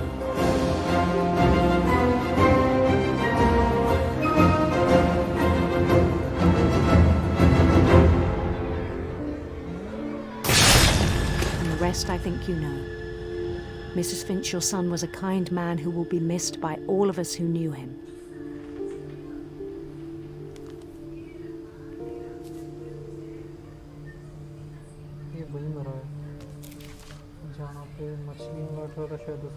My brother was really cool. I wish you could have met him.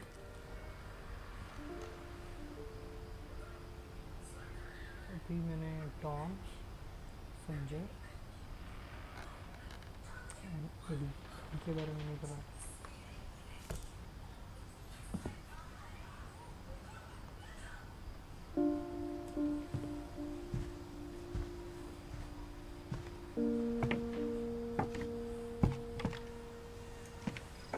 On the way back from Lewis's funeral, my mom told me to start packing.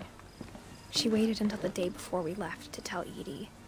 I'm not sure if she wanted to make it easier or harder.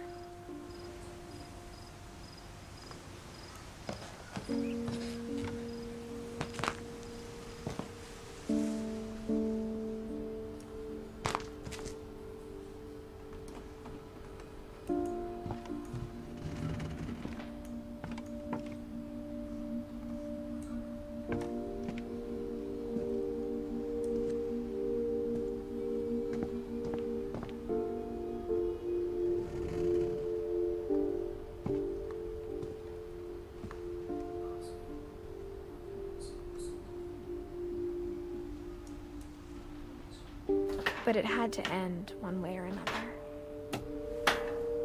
All that's left now is to tell you about that last night.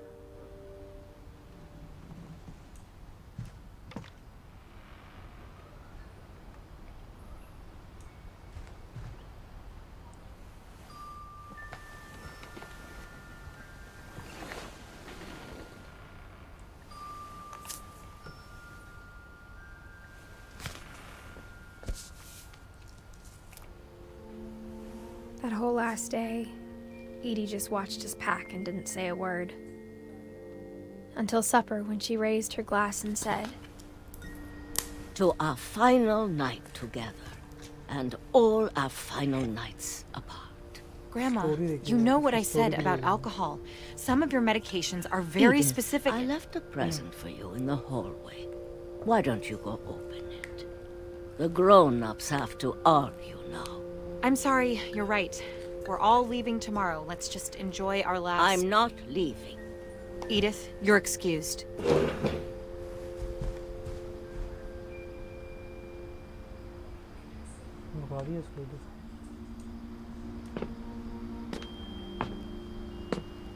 The power had been shut off that morning, but Edie always had plenty of candles. When my mom sealed the library, I don't think she knew about the other entrance. Or that Edie had a key to it.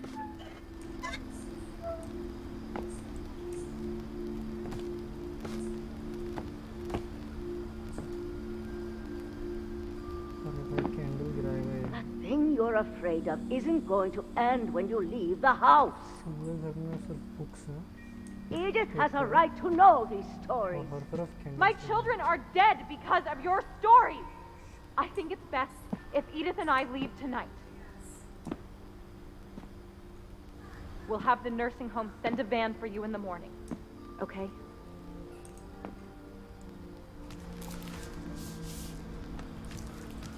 Dear Edith, there's so many stories I wish I could tell you, but there's only time for one. This is about what happened on the night you were born. That night, the tide went way, way out.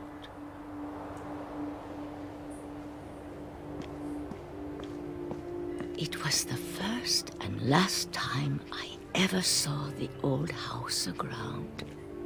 There'd been an earthquake out in the middle of the ocean. They called it the lowest tide in 1,000 years.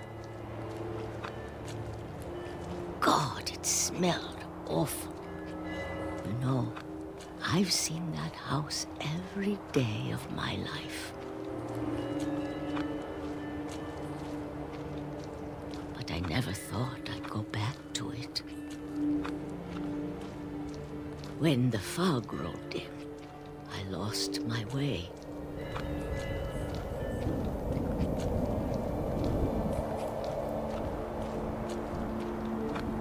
I got turned around.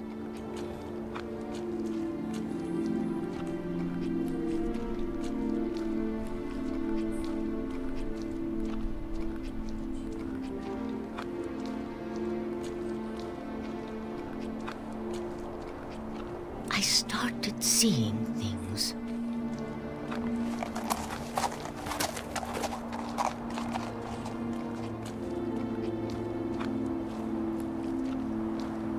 Things I'd forgotten had ever existed.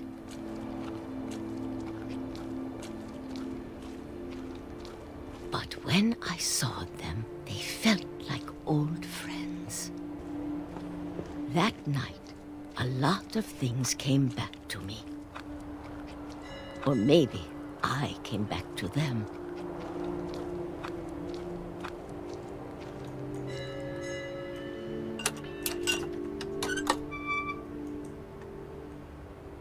Things I can't explain, but that I need you to try and... Edith, what are you doing in here?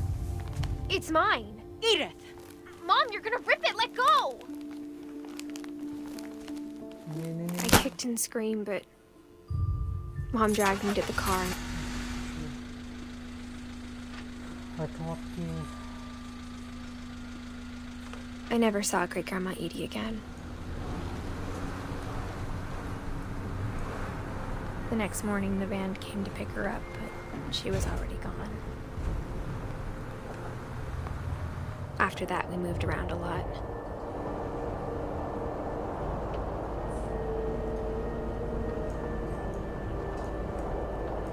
We both tried to make the best of it.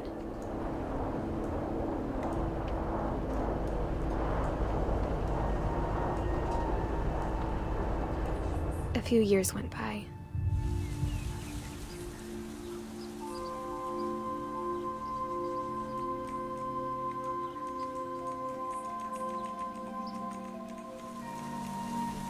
My mom didn't like to talk about it. But she started getting sick a lot. The rest happened pretty quickly.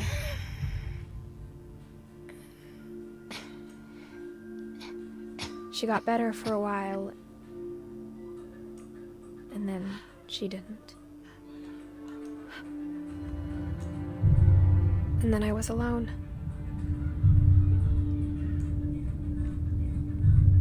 The last Finch left alive.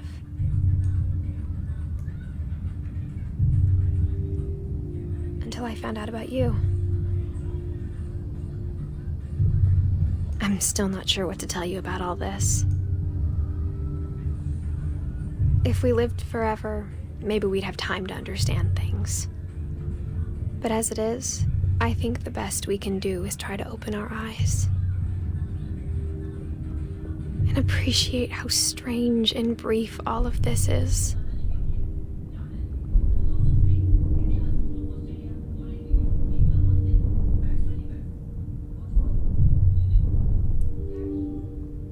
This journal was supposed to be for you. But now I hope you'll never see it. I just want to meet you and tell you all these stories myself. But I guess if you're reading this now, things didn't work out that way.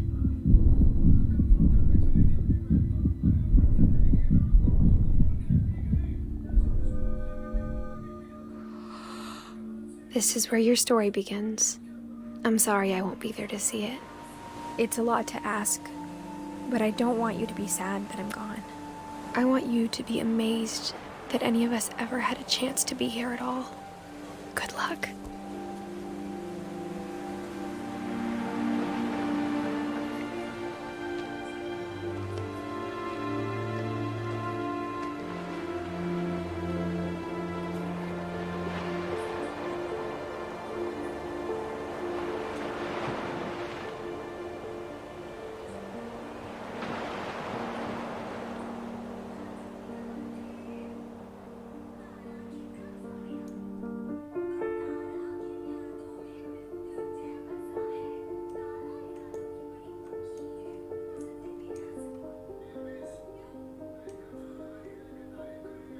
Is it real story?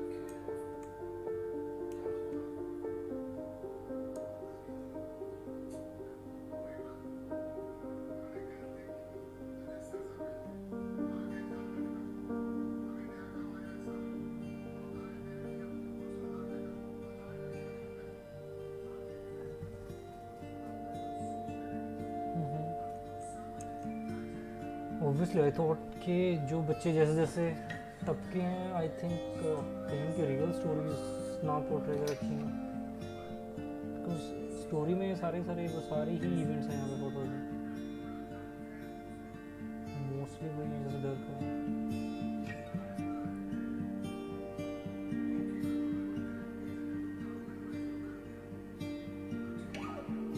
narrative बहुत strong, बहुत ही super, मतलब वे में portray की है सारी पूरी की।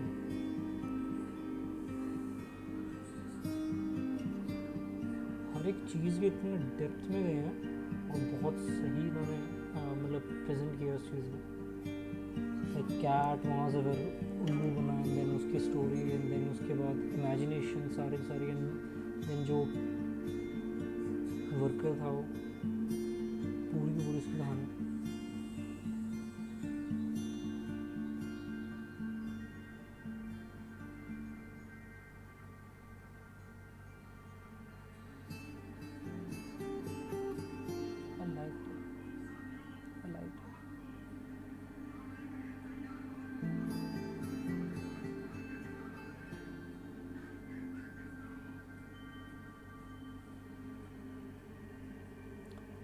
Milton तो उसमें आप बोल रहे हो ना, नेक्स्ट उसमें जाएगा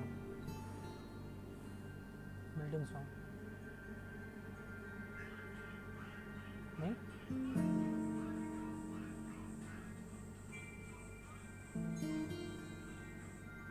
बाकी सबका तो पता लग गया that they died somehow.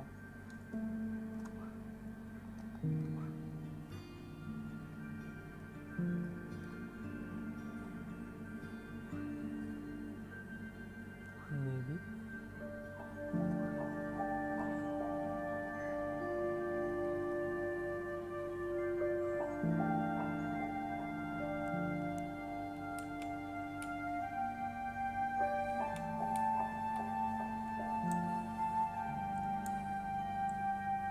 Unfinished song कहाँ से लगा आपका आइडिया?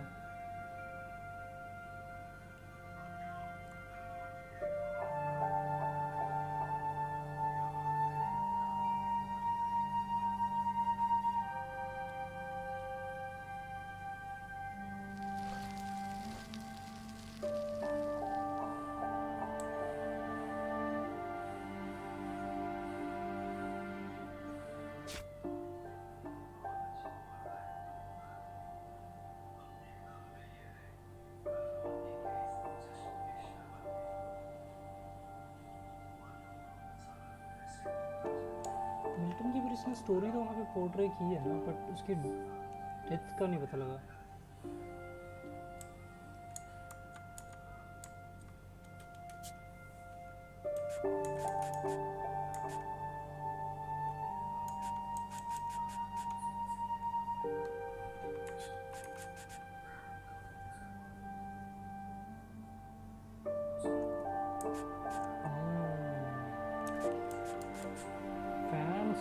अलग ही लेवल पे काम करते हैं।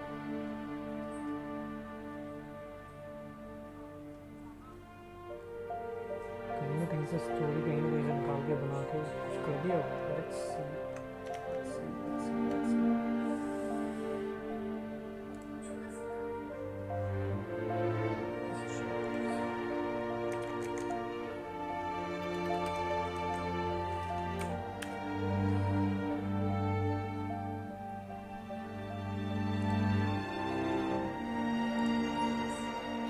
सिर्फ ये वाली होगी ना, यही है ना?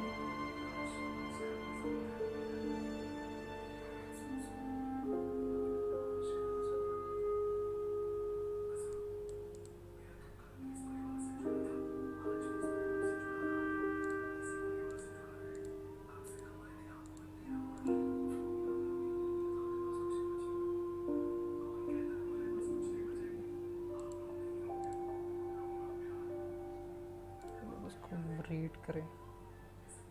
Thank you. स्ट्रीम में तो कुछ नहीं किया मैंने, गेम ही खेला। ऐसी होती है स्ट्रीम्स। बाकी अगर व्यूअर्स ज़्यादा हो तो फिर इंटरेक्टिव भी बन जाती थोड़ी सी। बट ये वाली स्टोरी था कि स्टोरी में घुस रहने वाला, इंटरेक्टिव इतना ज़्यादा ना भी हो।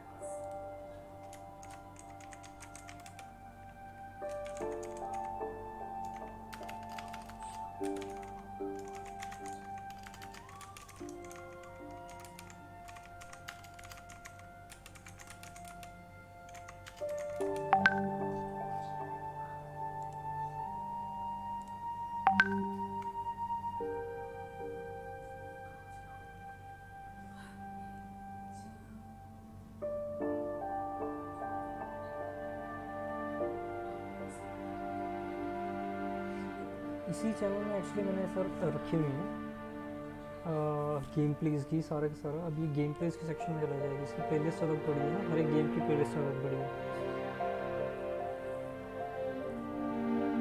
तो जो भी अच्छी गेम, जैसे होराइजन में खेलता हूँ, उसकी प्लेलिस्ट अलग पड़ी है।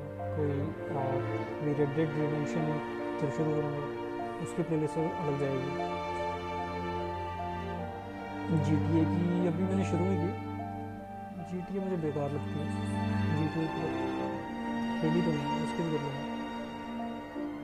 और हाँ, इस तरह की जो इंडी गेम्स हैं और जो स्टोरी बेस्ड गेम्स हैं बहुत सही।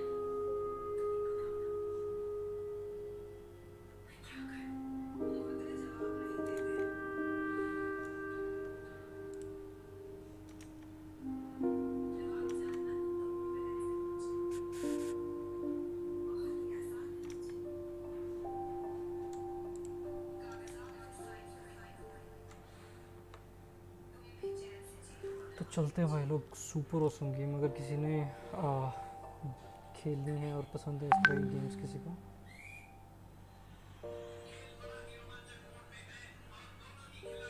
तो गेम ट्राई करें, बहुत ज़बरदस्त गेम।